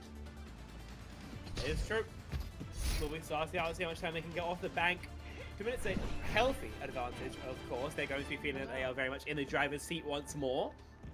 And any positivity I think SkyFlock were feeling may have begun to crumple slightly after I don't think they found a fight win on their defense. It could have been faster, you know, but not a lot faster. Lightning could probably squeeze maybe an extra 30 seconds out of the attack if they were like full-on cart maxing and winning the fights even faster. But it's really semantics at this point. Comps not particularly changing. Let's hope the fortunes do for SkyFlock. Yeah, absolutely. You can see there's not been too much of a switch, and this Ana is going to be susceptible to some pressure. You can see the Kiriko on the other side just trying to mitigate some of the pressure that has been given in by Vintac as Evil tries to charge and find some sort of head to take clean off the shoulders of the other team. But it's going to be Monkick W opening up this fight. The rail shot immediately finding the kill, but traded in turn onto 2. And once again, it is the opening pick here, as we saw a struggle for SkyFlock on this first objective rather than 2 and 3. It looks to be a good start here for Lightning to try and tip off this clock. Off the time bank now gone. Still yet to burn. Indra finds backline scaling, but W sells his life for it. Not a lot that you can really do because SkyFlock just reset and wait for your Soju to return to the team. Well, there's so much of a chance. Traditional late kills, getting those spins is what makes Lightning so effective in times like this, but Evil falling is not going to make that any easier. Absolutely, and now with a bunch of the damage off the board, you've now lost your Kiriko as well. You have 38 seconds on the clock. You need to get in here, and without the tank presence there, it should be a clean capture of this objective. Downpour the first L on the board for either team as well, so Galaxy will be able to invest this to try and maintain the space here. Kill onto Vintac doesn't quite come through, and this has allowed the Fires to come back here. Galaxy have to be careful not to go down, and the anti is going to confirm the kill without using that downpour as well. 13 seconds left. Might not be enough to stop this capture. Indeed, they do get on, but it's not going to be a second investment for the Fires. Still, though, they're going to try and find the kills here as overtime is going to start turning here. it could be something for SkyFlock to invest with. The 3 ults on the board, immediately they go in with the downpour. You need the kills, and they are going to clean them up. But it does take the downpour for it. Humongous root coming through from Galaxy, 3 found. Lightning dispatched. And the cart now rolling. Still took all their bank, and obviously one fight from Lightning, all they need. It's a Lightning with 5 ults to boot, and so SkyFlock need to find early value. They kind of need to hit Lightning before they have a chance to set up. Else Lightning will, wait 10 seconds. Nano Clock and Evil, more likely than not, will get at least 2 kills. The first thread of the King's Road to unravel. And so, like I said, an opener, a start, necessary here. Yeah, immediately needs something here, but Fire's opening up with that downpour, and immediately no one touches the objective back. Everyone trying to zone away, but no one's thinking about the fact that you needed to get back onto the point. Still, a fairly good distance for the time bank that was remaining, and being able to get past that first objective is going to be something, but it's going to be something else to try and stop this 4 minutes 20 that's still on the clock for Lightning and make sure they can't make it through about halfway through Streets phase. It's winnable, absolutely. But you're going to be feeling still like it's an uphill battle. You've got maximum 3 fights to play with here, and you're going to have to hold for, I believe, 5. So, doable. Not comfortable, but doable. SkyFlock going to need to lock in. They're going to need to play pristine. Anybody gives over a peak to get slept, naded, railed, just plain unlucky, then it may well be the end of SkyFlock, at least here in King's Row. Could be letting go up 2-0. If they do lock in, if they do play to their maximum potential, if they do see some of these strange mistakes out of Lightning that were materializing on Lijiang Tower, then could be 1-on-1 when we head into our first pause. Absolutely. You can see that time coming off of the clock is just about getting ready to go Lightning, and you can see SkyFlock just making sure that they're aware of the possibility of a jump up to that high ground. Evil just trying to get some damage in immediately on the top of that bus. The Fire's trying to knock Galaxy away from this high ground angle on the statue, and now immediately, as predicted, they knew exactly what was going to come out from the Fire. Can there be any saving this tank from Lightning? No, there isn't, and the kills come through. Yes, you have Lofty Kiriko, you will need someone to taxi back, and a kill onto the Tracer as well is a good initial foray onto the objective for Lightning, but eventually everyone does fall. Not a bad idea, just hard pressuring the Hazard as it goes deep. Obviously trading out back and forth is a little bit awkward, and so SkyFlock can't play as far forward as maybe they'd want to. Look how far back they are, waiting for their respawns. Playing these super long sidelines. Lightning, they'll get some space for trade, but not a lot of opportunity to kill unless Galaxy finds them overstepping. Yeah, absolutely, but not going to be the same mistake twice for the Fires now, heading up to that high ground, making sure not to go too deep. Galaxy down low, going to need the Suzu from Arik just to stay alive. It's a lot of pressure in his. Kiriko cut off, so a lot of the healing taken away, but not going to result in a kill for the Fires. As you can see, some of these ultimates starting to come online for both sides as we go down behind 3 minutes. And Galaxy taking out the Tracer is going to cause a lot of issues. Indra affected with that anti, but able to get away, starting to put pressure back onto that backline once more. But you can see the Hazard once again going down low. The Fires stop in their tracks once more, and 2 minutes left on the board. We've seen pretty much half of this time bank off with nothing really to show for it for Lightning. Well, they've got a pretty decent ult bank at the very least, but we're going to have to see some value with it sooner rather than later. The Fires have been going incredibly deep, and it has not been working. We have not been getting the space for the rest of the team, nor have we been finding individual value. So we'd love to see a change on that. We'd love to see some more team walks, and none of this dive into health factor to see what's what. Absolutely. Well, they'll need to get started sooner rather than later for Lightning. They did have a long time bank, but it's not going to last forever for them. And immediately you can see the captive sum finding two. Azuya with a third as well onto Rav. Once again stopped in their tracks of Lightning, and they have taken half of this off of the board now. The downpour invested by the Fires and still 3 ultimates on the side of SkyFlock. It's enough for them to be able to hold a little bit longer here. Yeah, true, but Lightning are a little bit ahead in the ult trade, clear it all except for the advantage of the Nano Boost, and that is a no small thing to discount. So SkyFlock, though their hold has been very strong so far, they are by no means out the woods yet. The adaptation has definitely been strong for them. They've been able to hold a lot better on this defense than they did on the first side. But now here comes the Nano overclock into the backline. Evil takes the head clean off of Izuya. Straight into the backline trying to find a second. But Nitrox has fallen here. But Fires takes down Galaxy. That should be paving the way forward to take this objective. And eventually it is going to be the cleanup for the Hazard. Evil doesn't even fall to Indra, as it is going to be this objective taken. But they've got less than a minute on the board. And Monkek W could spell doom for them, especially with Galaxy's downfall there alongside the overclock for the Sojourn. It probably won't be SkyFlock taking a fight until the time bank has whittled down significantly more. It is going to come down to probably one fight to decide this map. And they're not really feeling too poor about that. It was also about even. Pulse expended, kills not existence, and having the downpour punish the Kitsune Rush means that Lightning kind of need a mechanical pick, else they will be disadvantaged in this final fight. Yeah, you need Evil to come up big in these situations, but forced away, the cleanse does come out, and now that means that it's not there for the downpour if it's invested from Galaxy. Monkek W with that overclock is able to find the kill. A trade onto the Kiriko on the other side is going to help out, and Monkek W going down low in the face of the anti, but it means that the Ana is not going to be there. The touch just about from Evil, but you're hemorrhaging numbers here just to get back onto the objective. Now you can see that downpour invested onto Galaxy. You do get a kill onto the tank player, but Fire's just trying to keep the rest of the team alive, and they're finding the kills here somehow. Despite the ultimates on the other side, somehow it is going in here for Lightning. They've been able to get a save execution, as now overtime starts up for them. Can they get to this golden box of glory?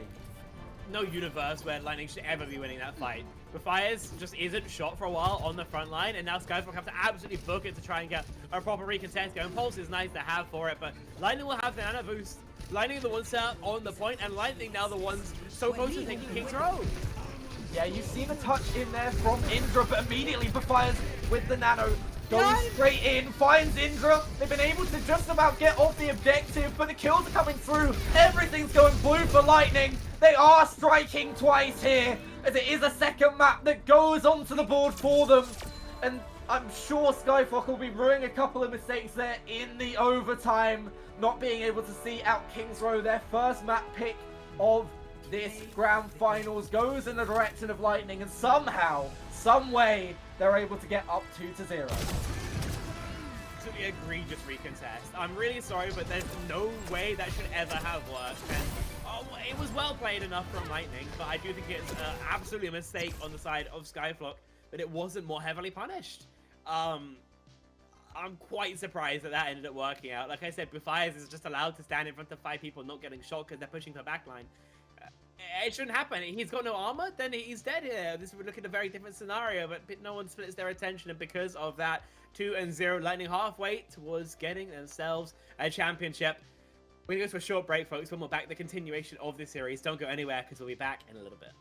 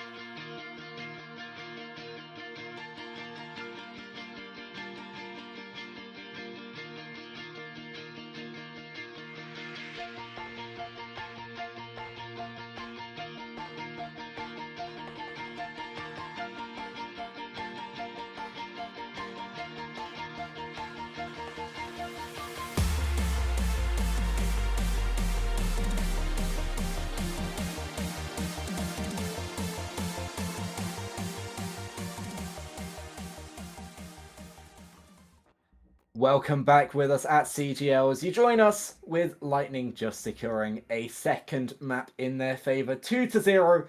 The scores do stand at currently. Kings Row going to be something that maybe SkyFlock are going to be ruining if they do end up losing out this series.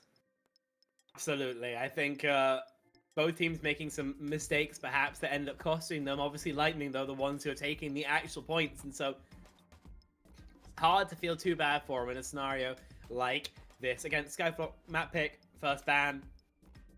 Was close for them on Kings Row, but no cigar. Obviously, you'd really rather not have lost that map, and they, in my opinion, probably shouldn't have lost that map, especially as we got into, you know, the later stages of it, but so be it. Now you figured out exactly what's working for you, what isn't, and hopefully it means with your next veto, you can narrow in something that is even better for you, even harder for your opposition. Wait and see what they've got in mind, though, as we take a look at which map they've chosen. Yeah, it's going to be Esperanza push next on the board for SkyFlock, and something again that we've seen momentum flip back and forth just as a microcosm in between maps themselves. Kings Row, you saw both teams attack very well, Lightning even better somehow than SkyFlock's first attack, but the snowbally nature of push and being able to get that forward spawn online after the first couple of fights could be the key to deciding this whole map. Obviously, you can just snowball through the entire map, but we've seen Lightning make use of some of their ultimates to be able to spring forwards when they've been attacking, and they've looked better in attacking situations than some of their defensive ones. Yeah, I'd agree with that. I feel like it's easy for their DPS to find ways in if they only need to get the one kill chill for a bit defensively when you're holding space more than looking for kills. Maybe more, not more that style of play. Bans out. Take a gander at them. Cassidy and Lucio. Cass ban for Lightning. It's going to be a secondary ban. It just kind of makes sense. Cass is annoying if you want to play mobile stuff. You know, Rav and Evil neither are going to be playing that. They were going to be on the M-Ray as Soj if they can help it. SkyFlock, the Lucio ban is a bit interesting here. Trying to force additional double flex or more likely than not the Cass Bastion. Yeah, you do have the opportunity. Esperanza has been one of the maps that we've seen that Cat Bastion composition favoured so often in some of these different compositions. And you have the ability as well with the Cassidy ban. A lot of people have been theory crafting that Cass is one of the better hit scans to take out this Cat Bastion. So with that off the board as well, it's going to be a little bit more difficult to take it down. That could be something that Lightning maybe misstepped here, but at the same time, you have the opportunity to get back onto that M-Ray, the consistent damage on the other side. It's going to be something that you can hope for, and now, as we go into this next map, this Cat Bastion should be pretty solid, at least trying to get a fight back into their favour. It's going to be pretty annoying to play against if it does end up materializing. Just not a lot of cover you can reasonably take on this map, especially if you want to interact with the robot in any way, shape, or form, which is why we see it so predominantly in Korea, especially in the Asia tournament playing on at the moment. But no more preamble. We're going into Esperanza in a second. So map number 3 of our EMEA Grand Final starting in a little bit. Yeah, switch in for Surreal, coming in for Rav, so we can see 3 Tracers on the preferred heroes list. It's not something you see every day, but once again, Lightning do have the opportunity to get a third. Yeah, the Powerpuff Girls are out in force, and then you've got Widowmaker as well. So that's Mojo what does that Jojo. say about the team? I don't know. I'm not wise enough to answer questions like that. What I can tell you, though, is that Lightning are continuing their DPS rotation with their third setup of the game, 3 in 3 maps. The Fire's hovering the ball would be lovely to see double flex. Hard to play into, but hard to play as hard to play as well. You've got obviously plenty of damage, plenty of angles to control, but your Ana especially a vulnerability. So high damage, high resource, high risk, high rewards. SkyFlock, more of the same. Monkek W on the Ashe now of all things though. Yeah, absolutely. The Ashe, as he said, can be viable in this meta, but going to be under a lot of pressure from that Wrecking Ball. Matthias has decided to roll out of spawn on the hamster. Staging towards the objective is Galaxy, none the wiser at the moment, but surely with Indra staging forwards there, they will have eventually been able to spot out that Wrecking Ball. Now coming in towards that objective, trying to get in onto the backline, immediately able to do so. A lot of damage coming through and just about not able to secure the kill onto Azuya. A lot of care there by Arik, making sure that the other support did not go down. And now with a tank presence in their favor, SkyFlock look to get some advantage on the board. And they do. Kind of hard to play the ball into the D.Va. You just take so much damage from those micro missiles, from those fusion cannons. But Fire is going to try it once more. Obviously, some distance being accrued right now for SkyFlock, but Monkey W just down to a sliver of HP. Naded as well for good measure. It's not enough to play the game. This is Ash. Yeah, you can't peek this angle. He is not allowed to. Grenade central up the top eventually. Does go back up there, but is met by a swift 2-9 from Nitrox trying to force him off the angle. And eventually, Evil is able to get the headshot in, but Fires takes down that pylon as well, so a little bit less healing in from the Iari. And now they look to get back into contention here. About 20 meters made by SkyFlock, nothing to sniff at, but once again just held up in their tracks. They try to account for the deficit not having Monkey W in this fight for Fires. Going down a little bit low, trying to get back away now with that grapple not online. So we roll back through to get the care needed from Vintac. But you can see this Kitsune rush is going to be on the board for Nitrox in just a second. This could be exactly what's needed to try and break through this barrier. As, my word, Monkey W just maybe not paying attention, just about able to survive, but you can see how low this team is. And Galaxy falling from the sky. The shooting star gets taken out of the air by Evil with the help of the Fires. Now the Nano invested. Will we see an overclock as well from Evil? Not sure it's needed. Good use of just some common sense to make sure you don't put too much of an overinvestment. Evil pinching his pennies there, saves the clock through. Because of that, you have a couple extra tools to use in that fight, but yeah, that nano boost. There's not a lot you can really do about this. The rail kind of instant dies, but you get forward spawn, so I don't want to say no harm, no foul, but that's about as little harm as you can really instant die. D.Va in, not quite sure why, so Galaxy might find themselves in a bit of a kick on. Fire starts putting the screws onto them, and it has the screws onto themselves in turn. Pulse Bomb just about goes wide from Indra, but not able to open the fight like he wanted, and immediately taken out of action. Now it's the go button once more for Lightning. The overclock invested. Arik going down after the damage done by Evil, and now straight out the mech is Galaxy. Just going to die quickly, and once more, cart progress should be made, and just extending the damage that's already been done. Indeed. Lightning now still in some small amount of ult advantage. You will find some issue when you match Kitsune rushes with the enemy team coming a little bit better for it. Azuya's on the cat. Quite see the vision here, I can't lie. Nobody to really move around. No one to really fight. See how it works out perhaps as we get first contact with the enemy. Cat no bastion here, not something that's usually seen, but Monkey W able to open up with a kill onto Zariel. Maybe just trying to get too aggressive here once more on the Tracer. Rest of the team just trying to back up and get away. The fight does have the minefield to invest, but you've got to stay alive to be able to do that in the first place. Just about able to get away, trying to get up, get a bit of space away from Galaxy. Beautiful sleep there, and now just trying to secure the kill and get away before that self-destruct can get anyone else. Once again, this D.Va just has not been able to find the pressure needed, and now the Fires can go back in, has that minefield just to close off this space, but decides against it, just trying to make sure that that bot does get back to that forwards objective, as it's now over 80 meters for Lightning. I would say I'm kind of surprised it doesn't get mines in there. Nitrox dead though in the pre-fight.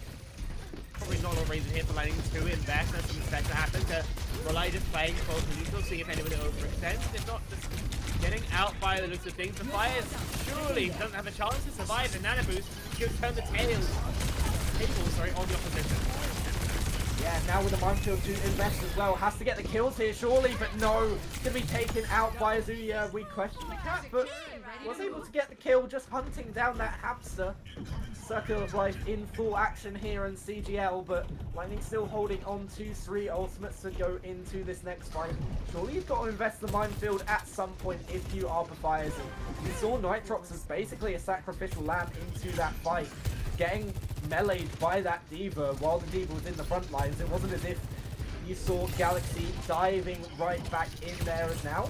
You just look to stabilize here, get some cart progress back in your direction for SkyFlock. 5 ultimates on the board. You need to invest something here just to try and get something back into your favor. Galaxy trying to get some pressure in onto this backline that's stuck in this little hobby, but to get away, not for long. Nitrox, but Zerail has found Monkey W with the pulse bomb. It's 1-for-1 at the moment, 4v4. Indra finding the opposing Tracer, though, should give advantage here to SkyFlock, with only 1 ultimate used. 4 still on the board as they look to even things up. Yeah, getting the forward spawn at the very least a huge boon. The actual lead, of course, still 30 moves the difference. Preset going to be needed from Galaxy, but no chance for a punish. Means it's going to make it back in. But a team match. Mines through finally. Not going to catch anybody, but will allow Lightning control of Robot. And then Evil tries to take the angle again. The Tracer 1v1 begins to go against Lightning. Yeah, they're trying to get in here. Both resets forced now for both the Tracers to decide to just part ways for the moment. Installed out here. Evil down low. Just about escaping the sights of Monkey W, but you can see just about Indra's been able to win out that Tracer trade, and Azuya's been able to catnap that old grandma off the map. Grandma's often associated with cats, but not the loving embrace this time. Indeed, wholesale changes out from Lightning as the lead is going to flip over momentarily. Fintac now on to the Brigitte, but fires on the D.Va. Clock available for you. That's going to be your only ultimate until Zerail's pulse bomb gets there. And SkyFlock can match both those tools. See if this makes it any easier for him, as the fires no longer should be hard shut down on the ball. Just didn't look like it was his hero, to be entirely honest. But still, they need to get some momentum back on their side. Evil does it pretty summarily. He executes Indra. Yeah, immediately that's your way straight back to this fight now. Not having to worry about the Tracer in the backline. It's going to enable you to fight more front on. You look to affect things forward. Still 3 ults on the board for SkyFlock, but Pulse Bomb obviously waiting in the wings after the kill of the Tracer. Overclock invested now from both sides, looking to find some space, and it's Evil to find the first kill off the back of it. So you're going down, not able to find a way away. But Galaxy's found 2! The Poco Bomb back in full action here, and Galaxy looks to have turned this fight around somehow into the favor of SkyFlock. Indeed, things keep on going in their favor. Cart already moving to boot with fires, being staggered because he can't contest the objective, and so as soon as he gets there, put down. Forward spawns back in the favor of SkyFlock. Map now going much more in their favor. Lightning, how do you get this recontest going? Need a Kitsune rush, but your D.Va's still in spawn, and so you have to go so much distance. Well, there's a decent chance of one of you getting first pick. Yeah, you can go early here with a Kitsune rush of your own as well, or potentially wait for it on the other side. Both of them invested at the same time, so it's going to be pretty much mirrored, but Evil once again able to take down Indra. Feels his lunch You money. really need Evil to do this as much as possible just to get yourselves back in here. 100 meters made by SkyFlock, so about 20 meters as a buffer, but it's still a long way back here for Lightning. Can't lie, I saw the first couple maps from Evil and I wasn't blown away. I didn't think he was setting the world on fire, but he hit Sojourn Hand, just executing Indra time and time again. Just a player you turn to expect. Lightning with the rally online, pushing with it, trying to trade back their Sojourn. Yes, on that with the catnap, but able to stay alive here, and Defies is able to take that kill to the Kitty. Zerail taking down the mech of Galaxy as well, so should be a lot of good momentum here for Lightning, and this is where they're favoured here. They've been doing so well in overtimes in the past, especially on King's Road. Can they pull off another miracle?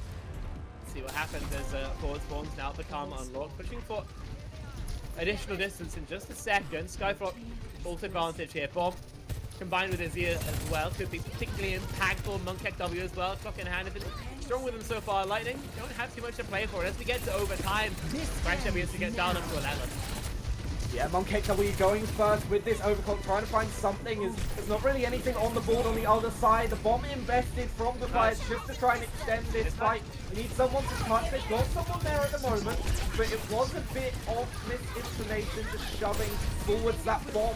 That pulse bomb onto the Fires is going to take the mech down low, but good amount of healing from the rest of the team makes sure that that's not an issue. Kitsu now close for Nitrox, 99%, able to keep your Brigitte alive, and now they're turning things in their table.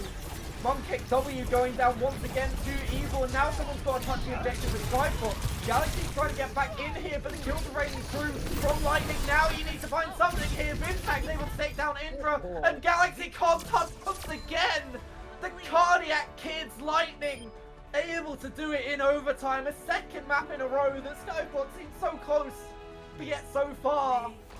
And now it needs to be a reverse sweep for the Flock to be able to reinvest into this final. Lightning put themselves to map points, but my word is SkyFlock putting up the fight. SkyFlock are playing fantastically, and realistically, I think they deserve to win the past 2 maps. But the last seconds, like clutch up from Lightning, anything from SkyFlock, call it what you will.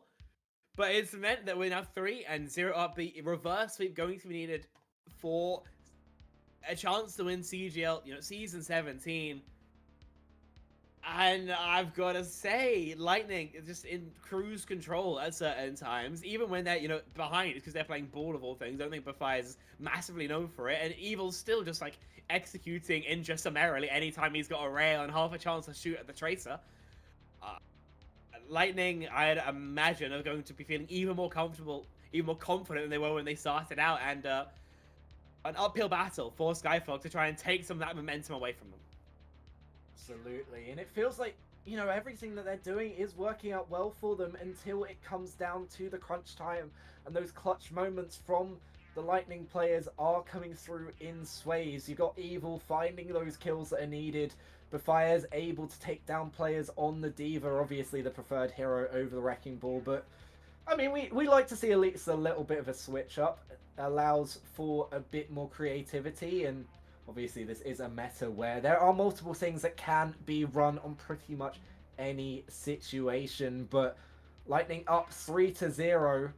SkyFlock, you now face a massive mountain in your way to try and take down this team that has not lost the map this series, and, I mean, this playoffs. See if that happens here, or whether they're going to keep it clean all the way through, just run a clean 10 maps to collect the prize of, I believe, $1,500 redo. Second place, 500. So, I mean, no matter how this game goes, SkyFlock, they take this loss without getting a single elimination. They're still, getting remunerated nicely for their time. But, of course, that ladder up between first and second, pretty gargantuan. And so you'd really love to be able to convert, if at all possible. Lightning, so close to getting that, so close to, of course, getting some additional Liquipedia points as well. But at this point I think they just want to win more than anything else. Yeah, and you can see that it feels like when push comes to shove, they just want it a little bit more. They've been able to come through in overtime twice. SkyFlock, I mean, like you said, realistically, with the way that they've been playing, probably should be 2-1 up on these maps, but the dice have fallen on the other side, and now you've just got to live with the consequences. 3-0 down, and the mental fortitude of Lightning just really coming through and making sure that when everything seems like they're down and out, they have been able to turn the tides back into their favour. SkyFlock now need to do the same with all the momentum going the other way. They decide that Rialto is the place to go to try and get things back at least slightly in their favour. Yeah, I think Rialto is a very reasonable map. I think it suits both teams. I just think because it suits both teams, will it be enough for SkyFlock to be able to get a sort of lead over Lightning? Or will it just be Lightning kind of doing more of the same, where they flounder for a bit and they eventually lock in and get it over the line? I think the veto is going to be a lot of what is what's functional here, what's viable. So I think before I have an idea about whether I like Rialto or not, I need to know exactly what they banned. Yeah, we'll see what it is. It's the Ahri on the side of Lightning, obviously something that they haven't been mirroring on the other side, but the Tracer ban out from SkyFlock. We've seen multiple players play that Tracer on the other side of Lightning as the DPS rotation has been coming through on several of these maps, but I mean, you need something here. You need Spark of Life, and it doesn't seem like those bans are quite what's needed. Tracer ban is going to be quite annoying, I think. I think Tracer ban on Rialto makes it very awkward to see who can control the objective. You still have options, Rav, Data, you could do Venture, I think is quite effective in times like these. Echo played sometimes, but it does limit your options. Illari ban, you don't want to play against Illari, but it doesn't, I think, warp the lobby in the same way the Tracer ban does. So I think SkyFlock have a more impactful ban, but remember that impact goes both ways. Both sides have been playing the Tracer. Lightning have at no point touched the Illari, so if SkyFlock have a plan in mind, they're playing for something they're comfortable on, I don't mind this at all. If not, though, well, we'll have to wait and see. Well, for the first time in this series, we see the same 10 players remain in the lobby as Surreal and Evil will be staying on the DPS role for Lightning as they look to clean out this entire playoffs 10-0 if they can get Rialto across the line. But once more, we will be heading in. No more time for doing calculations on paper. It's time to show what you're made of in the server. And SkyFlock desperately need to get something back for them. And this is where we see the Cat Bastion. Maybe it's just a hover and spawn, but I'd be surprised if they didn't at least try it here on a map that it has also been known to work really well on. Lightning, for their comp, playing something very shooting based. No one can particularly stall carts, so they kind of need to just shoot people, use the damage threat to stop people from just like forcing the objective all the way around. If it has to be the fires. Your flex DPS just doesn't have the survival cooldowns nor the hitbox to live there for any appreciable period of time. But you can also take 5 angles across the map, right? Your Ana on main, everybody else, various variations of it. SkyFlock sticking on the Cat Bastion for what it's worth. See if Lightning are expecting this. Wow, they are able to zone out just for the moment. Farah is going to be able to make sure the space is a little bit more difficult for those grounded characters to get, and you have the opportunity to bring out some of these aerial duels as Monkek W lifted over the top. The trench warfare starts now, going over the high ground. Evil just about able to get away and not secured a kill, but at least gained some space here has Monkek W. Yeah, pressure through early on, but no chance of final vote from either side. See if next Bastion cycle is going to have any more as Monkey W swings again with turrets. Yeah, and this time Zuriel just caught out in the open. It's going to be the same thing for Vintac. This is exactly what you needed just to get some momentum back onto your side. As SkyFlock able to take down 3, Befires taken down late on in the fight as well. Going to be a little bit of stagger onto the tank. Yeah, and to me, no surprise at all that Zerael does not want to play into that whatsoever on the far right. And in fact, Lightning is going to mirror out the Cat Bastion themselves. So, not the full mirror. Obviously, you've got the Bat versus the Kiri, the Soj versus the Cassidy, but a lot of the same ideas now in the lobby. Yeah, but it's not going to help if Indra takes Zerael out of action immediately and able to do a second onto the fires as well. Just the pressure mounting up a little bit too much. It is going to be an ult lead as well for the rest of their team. And finally, Vintac does go down, but it's a massive stagger onto the Cat on the other side. Yeah, it's basically no reason to live there. Vintac just kind of trolls for no reason. Monkek W, we've seen him involved once more. No big surprises here. It's kind of what the comp does. This time coming over from an angle that SkyFlock might not expect to do about it. Not a lot, they die. You've got to be watching these angles. Going over the top is just exactly what's going to be happening on the other side of Vintac. Has spent more time in the spawn or barrier on this second objective than actually outside of it. I see now trying to get some pressure onto the fires. There's a lot of damage onto this Diva, and now the kill out after that mech not able to get back into that mech. And still holding on to 4 of these ultimates of SkyFlock. They're able to just get forwards here, and this is exactly what we saw from the other side of Lightning when we went onto their attack first attack of King's Road. Pretty ridiculous time out here. Lightning haven't been able to find an answer for the Cap action so far. SkyFlock, I mean, it just seems like it's finally found their cooling. Why do they not lose the past 3 maps? It's really bad for one. Yeah, eventually it is going to be here. Another turret fall, but another kill for Monkek W. They just seem so much more at home on this composition. And Lightning trying to find the answers, haven't really found anything so far. They force them out back into spawn. An offering of Zerail is offered up by Vintak, Izuya. But now trying to get forwards back onto this objective. The Kitsune Rush invested, but who's going to be able to touch here? The Fires has gotten the kill in the backline onto the Baptiste and falls back away for the first time really here as Monkek W. The first fight really goes in the favor of Lightning, but it's been so long since they've been able to do anything here. Eventually they do get a kill onto that pesky Bastion, but how will we keep this up? I feel like starting these fights from a defensive position might make it a little easier rather than to wrest momentum away from their opponents. But they've got pretty rough time to play again. They miss. Jewel in the air. Evil's overextended, but by means of the ult survives for an extra second. Yeah, but it's traded out on the other side. Zerail's been able to find the Bastion in the sky now, trying to take out the Diva. Is Vintak is has been able to put a lot of pressure onto the backline with the switch onto the Maldo, making the fight to those other 3 players and making sure the Bastion's impact isn't quite as much when the rest of the team can capitalize on the space. Indeed. Got to have that space, of course, and when you're pushing into 3rd point here, because you have to walk, you know, either through a small choke or uphill, a slightly larger one, and space is absolutely at a premium. Deadeye out. Firing soon the cage, but well timed. The cage!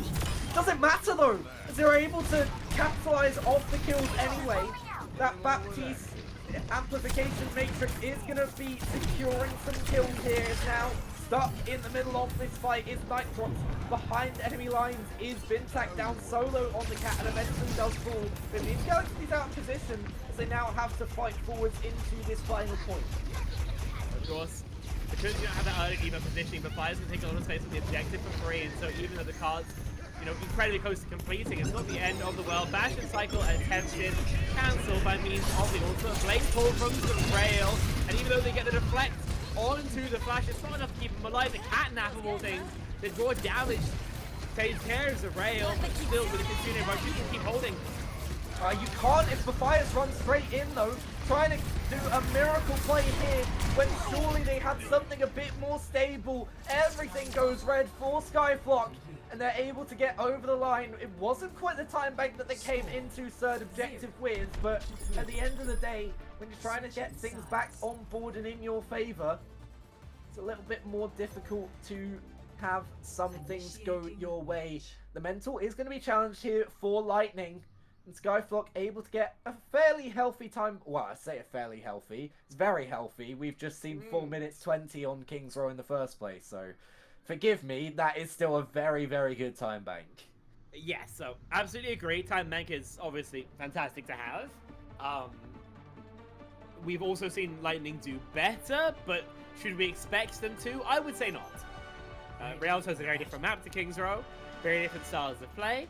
And, of course, whereas on King's Row we had the kind of benefit of having seen them play very similar styles, here it's a fresh look and they are really struggling to adapt for the moment. Seeing how they're going to figure out their attacking composition, even on the Emre, I think is good, very effective at clipping the wings of the Jetpack Cat. But no cat to counteract it. Zerail might struggle to find a certain amount of value on the Genji, and of course we see exactly where they've secreted themselves. Good lord. This is stupid. I'm sorry. This is really dumb. Like, can we get rid of this? Why is this in the game? Monkey W agrees. Yeah, the fact that this was a joke composition in the first season, suddenly it's now meta, is somewhat baffling to me. But here we go, straight over the high ground, and Evil is decimated. Nowhere for that Emre to run, and now we see the pressure in onto Vintak. Just taken away. The assassination of the Emre, devastating. Galaxy's just couldn't get away. Indeed. Lovely kill. Indra not quite at the cast effective range, but still able to throw in an absolute crap load of damage. And Evil decides it's more his speed. I guess maybe more an aim style thing. Yeah, potentially. We've seen this in that if you do drop a little bit too low, it can cause issues, but Vintak has felt the calls once. Poseidon has called for his body and has been taken to the streets of Venice. Indra able to get a kill onto Evil as well, as things not going right to start off here for Lightning. Of course, they do have a lot of time still to try and find an answer, but that time bank is whittling down now. Indeed. We've got Widow. I mean, I don't mind Widow here, and you pop Galaxy out the mech. Okay, some success here on your side.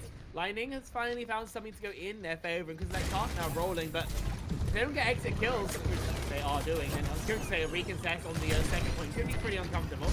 Just Monk W to dispatch, but a shot from Evil is going to do exactly that. Izuya, 21 points of HP. Will be able to not live under the bridge. Evil's a bloody heat-seeking missile. Yeah, the troll under the bridge. Traded out the cat, and it's not going to be quite as much of a stalwart as the troll may have been. Indra now with ultimate to come back in with, and it can be a fly noon if needed for SkyFlock. Who is in the name for them, but they may be doing well on this composition, but the disadvantage is there on the other side. The immortality build going to be waited out here, but it's going to kill eventually. Evil gets one, but Indra getting two is going to help out. And the artillery force finding two for Monk KW. Not something you see too often, but in the midst of it all, Lightning are being able to capture the objective. Back and forth. Is what we can call that, but Fires lets them know. But Lightning got the time back extension. Yeah, that was quite something. Nitrox's pre-fight is kind of decides to add. I don't know what he's pre-cooking. You got wall hacks though, and so no one can really interact with the lobby for a while if you're SkyFlock. Else, Sorrel will remove the noggin. At least you know where hell is coming from, even if you might not be able to deal with it quite as well. But Vintak's able to get the poop into the drink. Evil falls to the same fate at the hands of the cat, and Indra is able to take down Befires. Another attack thwarted here as Lightning still look to find something that works in their favor. They've been able to take the first objective, but only off of a C9 from SkyFlock. Now they look forwards to take the attack in once more. Hold on the high ground. It is going to be difficult to deal with for this current composition as we see the switch over to the Sojourn for a bit more consistent damage over the Widowmaker. Bastion back in as well for Monkek W. They're able to wait it out. The timing is not there for them, but this high ground such a difficult fight for them to take.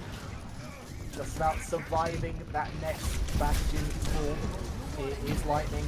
With the use of Vintak's sound barrier, they can go quickly, and that's indeed what they want to do. The meeting gauge is there, trying to get up to the high ground before this amplification matrix can do too much to dissuade them. There's so much pressure here for Befires, who isn't able to get away with his dash, but just about able to survive, not for long. Bumpkick finds the kill, and the fly noon as well from Indra is going to stop them right now. That is true. Your opponents to do slightly more in terms of the checkmark, so you're not that worried about your ult trade next fight, but still, stop to stop and crossing the bridge once more. What? Okay. We're getting a bit funky with this Cat Bastion once more. But yeah, I was going to say, crossing the bridge sucks. If they have to do it again, they're very sad about it. I still up try anyhow. Yeah, the troll is very back. That's being called on the Bastion, but that's a way to get rid of it. Fly Noon straight onto the Bastion, takes them away. Doesn't quite get the kill onto the partnering Cat, but at the end of the day, damage does seem to be done to roll. Able to take down that back piece on the other side, and you do force a rematch here for Galaxy, but still able to force a stave execution. Cat grab by Izuya does fall, but Zarel's able to trade out the kill, and the cat has fallen on your side as well. Indra coming back in with a vengeance, finding two. Nitrox is able to shut down the Cassie, but falls to Befires just to go away and lick the wounds once more. That being said, because you haven't cleared the remaining couple of members, you can cross bridge for free, which means this next fight's going to be pretty easy for you. Caging the objective as well is going to be super valuable. Befires just sends it in. Can you get out of this cage before the touch comes through? Just about. It's not C9 again, but trade on trade on trade. Evil stuck in the worst position I think you could ever potentially be in. Yeah, a bit of a blunder there from the Fire. Why is he in there early? Waits 5 seconds, that's a good push. But he just goes Leroy Jenkins like it's 2004, just dies for no reason. Hey, listen, maybe I'm wrong, maybe I misunderstand the game, but from my perspective, it does look like something of a gift for SkyFlock there. I don't think the gimmick to try and get that cable and get away as the Binoon comes out from both sides. Doesn't quite trying to build for Evil, reinvests in. The Rail has found the Bastion that's been Zorn in their side, but the rest of the team trying to step up now. Evil able to get the counterpart of Indra out and finds the second as well. The DPS just making sure that the charge is there. 19 seconds left on the clock is going to go over to 1 minute and 3/4, but could have been a lot more time there if the Fires didn't go in quite so soon. Well, if a couple of things realistically, but for Fires, at least a late kill to someone redeem himself. Time bank, of course, worse for Lightning. They are looking at an overtime finish, if at all. Which will, of course, mean both sides get an additional minute to play with. Not great for you, but it gives you a fighting chance in hell. SkyFlock, plenty of tools, though, looking to shut you down before you have a chance to get over the end. Cat Bastion back and Montek W doing the same thing over and over again. The definition of insanity is absolutely working out for this team of SkyFlock. They look to get some foothold back into this map. 1 minute left for Lightning. Can you at least get some way of dealing forwards? You do obviously have a chance if you get through this objective, but we've also seen them being the overtime kings at the moment. Impact does have this catnap near, but it's not going to be close enough to someone into the drain. They've been able to survive the engage from Monkek W and Izuya once again. And now with both support ults on the board, he wants to find something, but with Zerial going and immediately a kill onto Evil as well, it's going to be difficult. No DPS, no nothing really. 20 seconds left to go, and touch is going to be tricky. You've got no Tracer. Yeah, kind of has to be for Fires. So for Fires is the one living behind. Monkek W does die to self-damage. The Fires is not allowed to escape. But boom from the back! There's nothing you can do now, surely! Just about able to get back onto this point is Vintank, but have to invest that catnap just to try and find some pressure without tank presence. It's too much for Evil to bear, and surely this is the first point on the board for SkyFlock trying to get back into this series. And so it seems SkyFlock able to make sure that it's not a perfect series and a perfect playoffs for Lightning, but there's still a hell of a mountain to climb. The reverse is still needed. The way that they've been playing though, you can't count them out, as now it is going to be that second map pick of the series for Lightning after that first fight for Lijiang Tower, where they did look best, I would say, out of all of these maps. But pretty much everything has been close. I'd say, honestly, that's been the furthest away series for either of these two teams. Yeah, I'd say so. Of course, now, as we mentioned, Lightning have their pick, their ban. They are the ones who are able to create a favorable scenario for themselves, and they've been able to do some pretty ridiculous things when things are in their favor. Of course, to see exactly what they are going to do, we're going to have to go to a short break. When we return, perhaps the conclusion of our CGL Season 15 EU Open Tier Grand Finals. Don't go anywhere, because we'll be back in a little bit.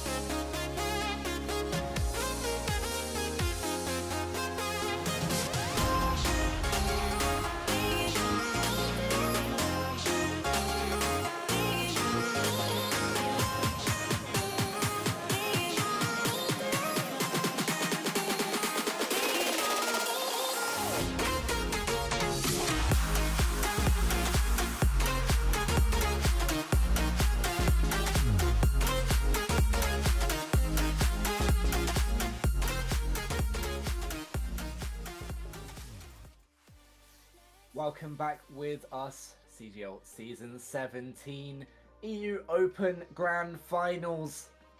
Time to see if it is going to be a final win out for Lightning. So we now face their map pick once again, 3-1 in their favour. SkyFlock able to take the last map of Rialto in a fairly commanding fashion with the help of a Cat Bastion that looked absolutely dominant on a fair few of those fights. Felt like SkyFlock, or Lightning, sorry, were able to adapt to it a little better coming into the final throws of that map, but not enough to get an attack over the line. And now we'll see where Lightning have decided to go, as it does fall into their hands, and I believe it should be Flashpoint. Indeed. Hasn't been picked yet. Now, it is going to be New Junk City through. Honestly, one question is if you even particularly want to ban the Cat Bastion here. It just doesn't work on like half these points, because they're so inside, so enclosed. I feel like you can like leave that ban open, hold your Cat ban for something later on, but they also just might look to close out this map here and now. So see what they've figured out for their ban in a second, but I feel like if you're not looking to ban the Cat, here works plenty well. They go towards it anyway. The Malga ban as a response, I feel like is a little bit wasted here, but I can't complain about it too much. I think both sides have done their best, but I do most definitely think it is Lightning the ones in the leads. Yeah, and I'm a little bit worried here that, I mean, if things don't go your way, then you do face a difficult series, and it does get a little bit easier for that reverse sweep to come through, but you can't be thinking of these situations. Lightning are in a win now mode, and that Jetpack Cat off the board is going to mean that a more standard backline is going to be needed for both teams. New Junk City, of course, as well. As most Flashpoint maps, you see the Lucio quite a lot. Not going to be able to cart round Amalga, but at the end of the day, there's a lot of different tanks that can be used by Befires on Lightning to be able to take this series across the line. Running out of bans now this stage of the game, can kind of see it here, but more than a couple of heroes have been removed. Of course, when we actually get to like map number 7, then we'll be really like battling for something to ban to find some value. It's basically everything these teams have played at this point has gone at some point or another. No substitutes once more. Befire is very likely going to be on the hazard, I would say, with the Malga now banned out. Lukeri going to be the Mirror, Monkey WA, Assuma Cassidy. But I feel like this stage of the game, we're kind of sorted on what we're playing, right? It just comes down to execution. Yeah, absolutely. As we head over to New Junk City, still series point on the board for Lightning and a more standard composition. Obviously, you expect Zerael to switch over to that Tracer as soon as you leave the spawn. Monkek W back on the Casses. They've really favoured the Cass here, SkyFlock. Not something that you see all that much, but the Sigma on the other side for Galaxy might throw a spanner in the works. Might do. And don't do. See how well it can respond to the pressure. If it gets ran over, it could just get exploded. If it doesn't, they're able to play extended shooting, then Lightning might find the wind popped out of their sails. And sticking with the Symmetra actually is Lightning. Not so fast. Yeah, this could be devastating for what they don't know, and now they do on the other side. This Sigma shield is going to be eaten through, and obviously can't use the kinetic grasp to take away that beam damage. It's going to be a lot of pressure onto this backline. They are trying to play as much poke as possible and make sure the rest of this team can't stage forwards towards them. Objective control is going to be threatened by Indra, and there's a lot of pressure here, as Evil hasn't quite been able to find the shots needed, down to 14 HP.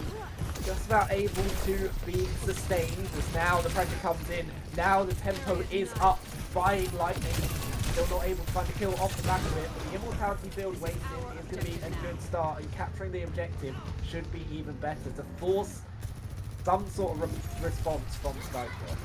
Positive resource trade working out well for Lightning, even though there's no kills either way. Nothing that SkyFlock can really do, so they just kind of have to sit there, take the spam and walk out. Flip given over. Obviously they're feeling that they've got pretty fast recontest with no pop, but punished decently. It doesn't find some value. Yeah, they're trying to do something here, but Bias can't. Those Sigma bullets just about able to D-neck the Diva. You can see Vintek falling as well, the first go, and now it's just a cascade of kills for SkyFlock. They've been able to get control of the objective back. A couple of ultimates on the side of Lightning could be devastating if they're used in the correct manner, but Gravitic Flux could be big as well for Galaxy. Fire's making the spot over to the Hazard. Feels like it's a little bit easier to play proactively into the Sigma, perhaps. Obviously, you mentioned great ultimates coming through here from Galaxy. Vintek so far behind on that sound barrier. So just shutting down, stunning. Otherwise, making Galaxy's life hard is going to be the name of the game now for Lightning.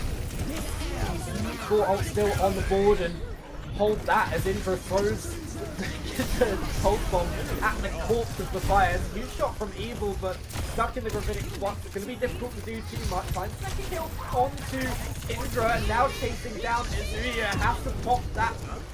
Yeah, they get the Sun in. The Sunstruck, though, going round the corner. Going to block onto 2. Takes down Evil as well. Nitrox finds one trade back, but it's only going to be one. Fires just has to back away once more on the Hazard. Even as the Lord's work, but it's simply not enough with Fires. Stable enough, will be able to get out, but do you have a touch, or is that just going to be first point going over? There it is. SkyFlock will come back from Lightning's first cap. Draw first blood here on Flashpoint. Lightning's map picked to boot, but first positioning here on Refinery might make it a hell of a lot harder for SkyFlock to find any sort of a contest in the space. Yeah, and without the capability to burst forward, it's going to be a lot on Indra to create the pressure here. They needed to get back into the objective immediately. You can see the trap play working perfectly. Just walled off Evil with a nice flick as well to take down the Tracer in the backside. Everything all cleaned up, and it should be a first objective capture on this second point for Lightning in a pretty easy fashion. Yeah, much cleaner for him. They recognize that when the Sealer doesn't have space, as long as you don't let it have any, you can't do anything.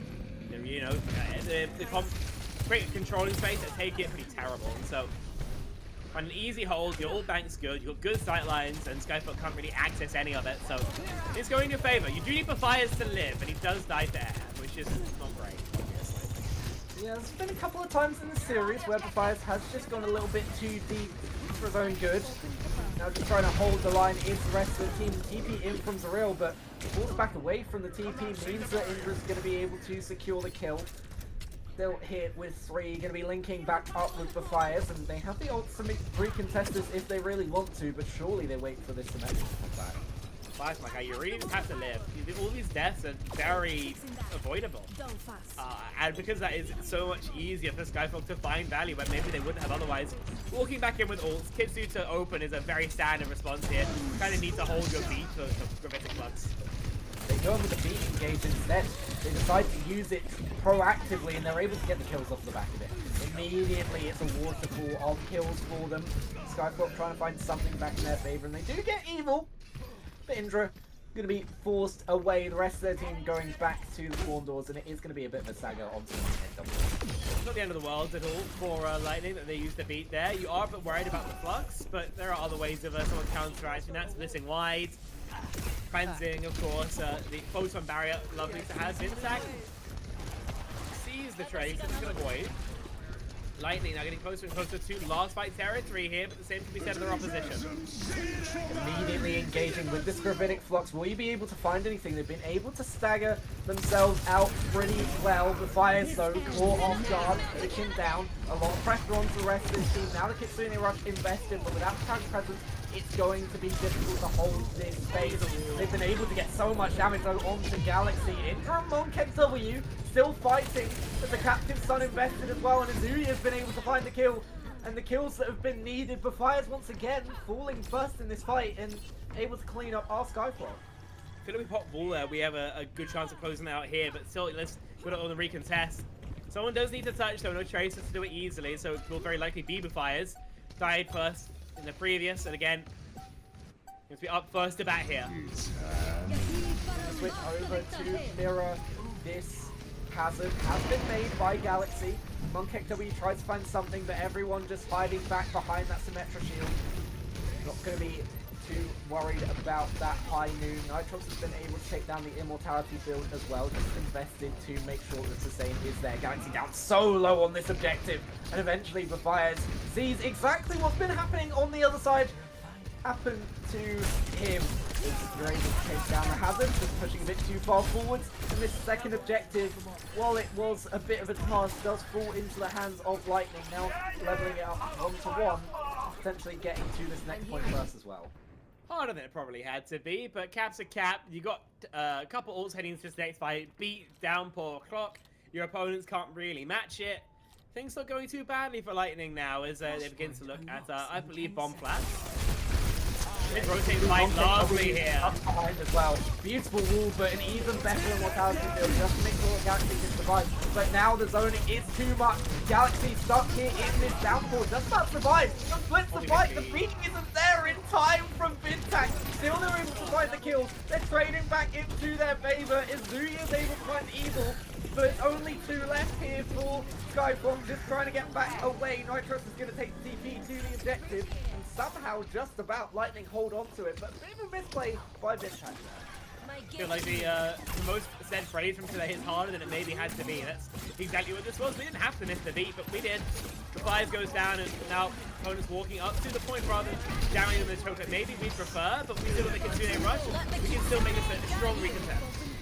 It's not going to be a massive Kitsune rush, it's only going to be on their side of the point, and it does pick up to SkyFlock's favour, but the kills are found immediately. In Galaxy are not able to cause that much damage.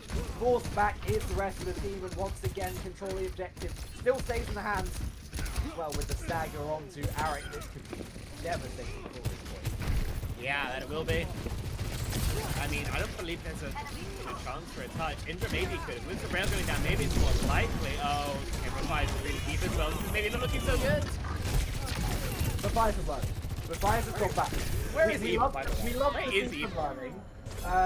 Evil not doing so much, but the rest of the team now fighting in Izuya finding 2 on the back of just the flight of the captive sun rather than the captive sun itself. Doesn't matter how you get them, but you get them in the end. The rest of the team going to be fighting back in top Lightning, both TDF both on board. Only a high noon there for Monkek W. A lot of them just start trying to get forward here. The TP in and the first onto the objective comes with the overclock from Evil, trying to get a kill here, but not able to find anything before going down itself. Galaxy is able to make the most of that. Now Symmetra will use in the 5v4, trying to stabilize as much as possible. Monkek W still holding on to this Deadeye.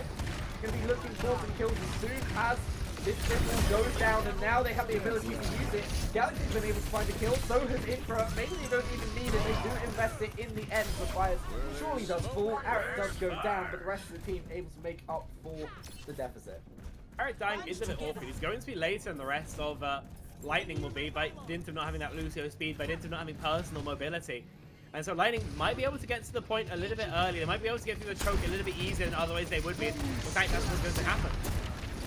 Being engaged in though, so there's not going to be too much on the other side to be able to sustain it. 2 kills in quick succession for Lightning, but a lot of damage there, maybe not needed from that Terror Surge. Galaxy has fallen. The Fires takes down Arik with a last-ditch amplification matrix invested. Maybe could have kept that for the next objective. It's going to be Nitrox going into this next point with the Kitsune Rush. Indeed. Advantage Lightning, of course. SkyFlock really kind of need a pulse, otherwise they will be forced to rely on pure mechanics to find value here. Nitrox, strong placing, could mean a first cap here, could mean first percentage point. Oh, Fires is dead. Yep.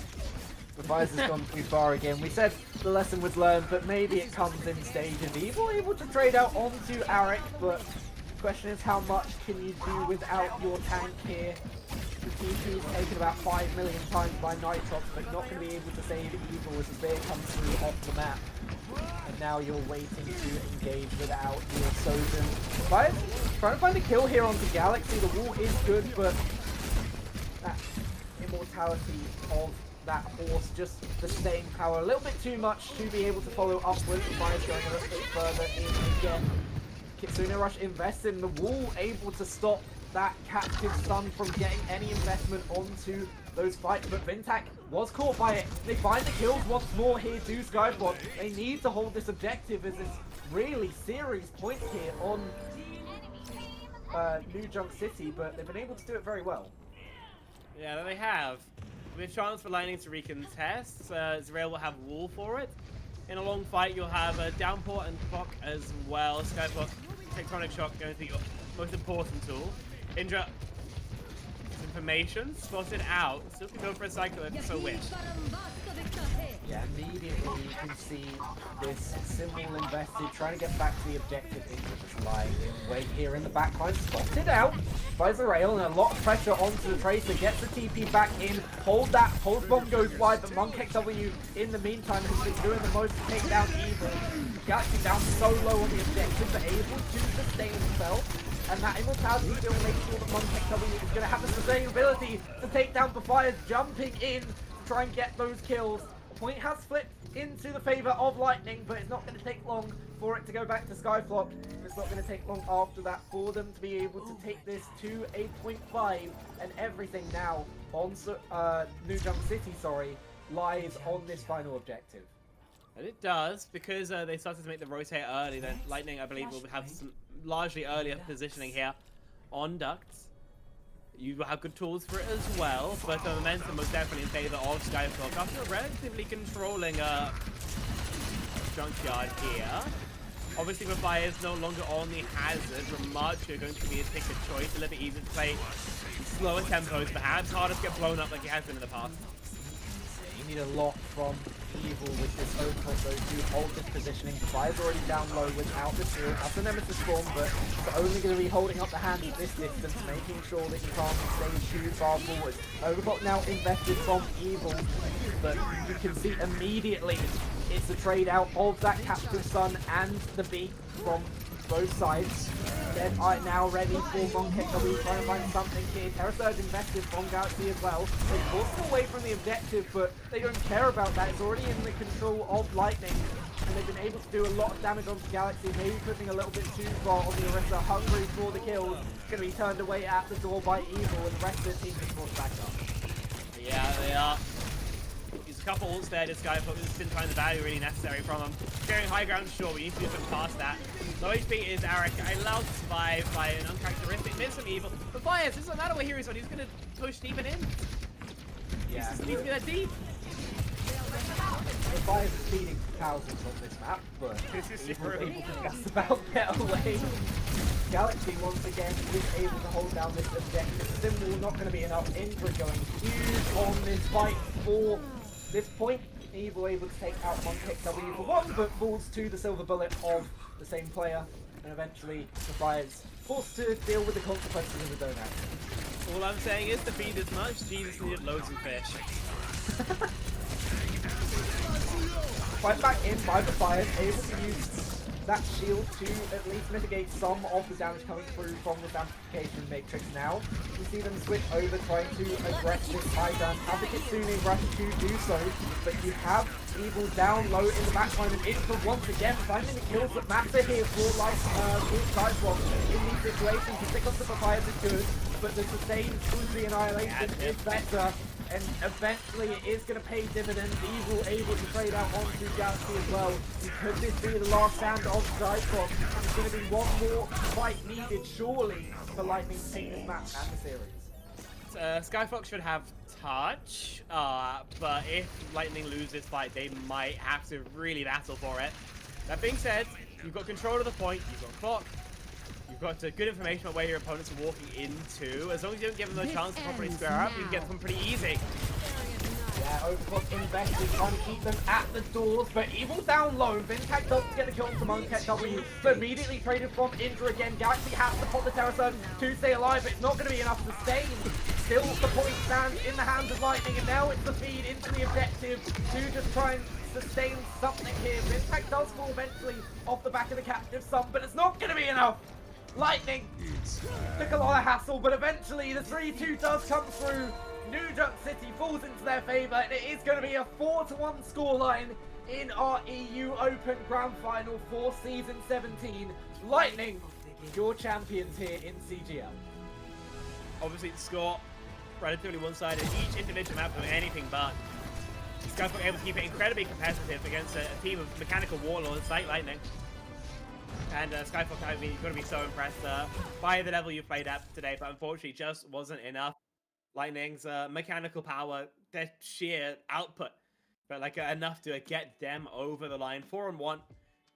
Could it have been cleaner? Maybe leaving Jetpack Cat open on Rialto was a mistake, but as it stands, I think this is kind of the result we would expect. Taking that map against Lightning, I think the best result that was realistic.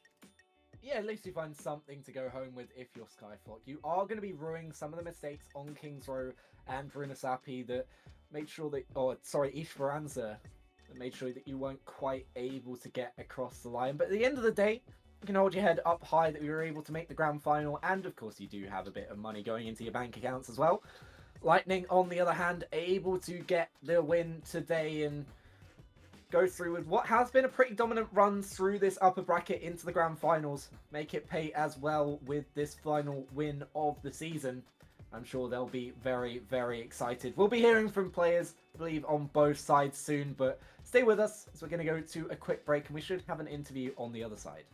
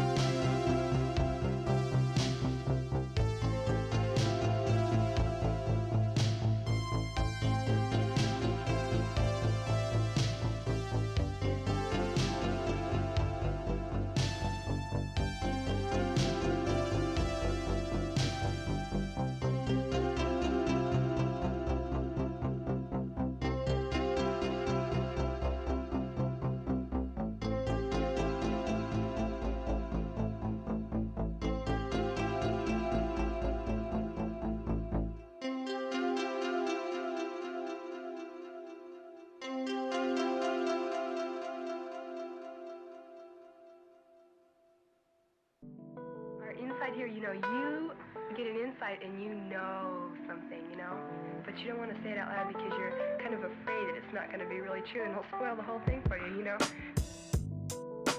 But when somebody makes you say it, then, and it's true, then it just makes it more beautiful of a thing.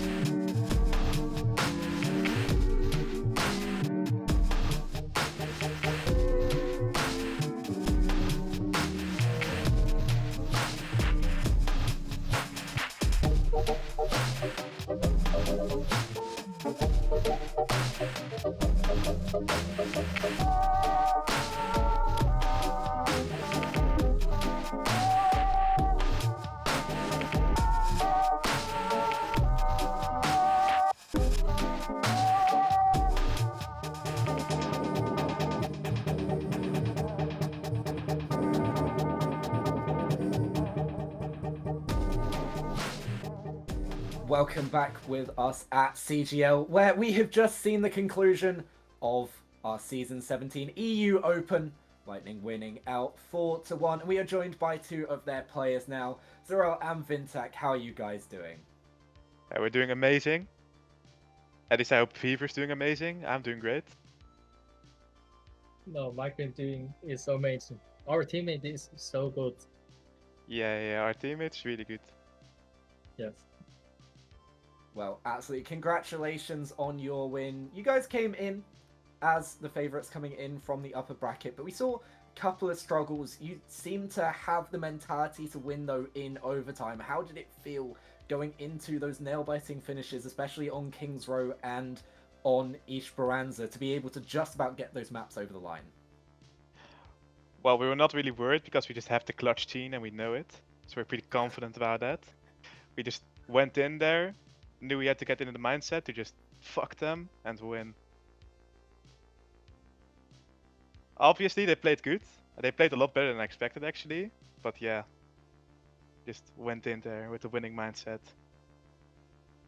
I mean, for me, first I want to ask is obviously, you only ended up losing that map of Rialto. The other maps were close, but that one was particularly against you. You felt like it was the map or just the cat bastion, or why do you think you struggled so much on that map? Just everything went wrong. Like, just don't even speak to me about it. Everything went wrong. It was just a disaster. Overall disaster. Nothing to be said. And then I also want to say, map 5, we felt in the caster's booth that it went so close, partially because Befires was dying first quite a lot. Was that maybe how it felt from your side in the lobby, or was it maybe something different happening in your comms? Yeah, our comms were really shit the last map, I cannot lie. Or we weren't really listening to each other. But I think we just won that one of mechanics.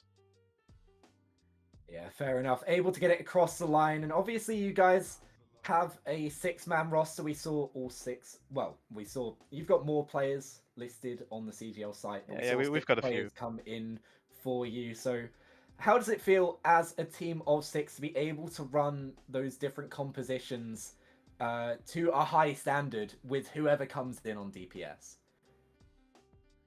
Well, we all kind of play the same thing. We all just kind of play flex DPS. And then it's Evil and Rev playing hits again sometimes. We had Musa in for 1 game, but that's pretty much it. But I don't remember. I think he played Tracer as well. So yeah, we just have 4 Tracer players. And then we let 2 of them usually play hits again. Yeah, well, fair enough. Well, congratulations on your win. We're just going to give you a little bit of time to shout out anyone you would like to before we let you head off and celebrate. I want to shout out Beaver and Boofa. 2 goats. Actual goats. Is that it? Anyone else? Beaver? You want to shout out someone? Necros and Rocky Evil. Yeah, and Merit actually. Merit. Shout out to Merit. Yes. He's the Shout out goat. Merit, actually. Yeah, shout out Merit. Our major is so good. I'm gonna buy him a beer after this. Well, guys, congratulations on your win in the EU Open. We'll let you guys go back to your team and celebrate. As for now, we are going to close out our broadcast here. Once again, congratulations to Zaril and Vintak and the rest of Team Lightning as they have just won our CGL Open Season 17 EU Grand Finals. Of course, a great win for them. They're going to feel so happy about it. But of course, that means it's it for our Open tier. We're really coming towards the end of CGL Season 17. What an absolute journey it's been, Avalanche. Yeah, absolutely. Teams pulling out all the stops to be able to win out, and Lightning the ones to take it all the way here. We still have some grand finals on the way. I believe there is one coming tonight, a late time for us in Europe, but 10:30 Eastern if you want to tune into, I believe it is the NA Open tier, as we should be seeing a finalist, or like 2 grand finalists battle it out for the championship over in NA as well, and a couple more going on throughout the rest of next week as well. But for now, from me and Spectron, it is time to say goodbye, and we'll let you guys go and enjoy the rest of your evening, however you want to spend it. Thank you so much for joining us, but for now, it's goodbye.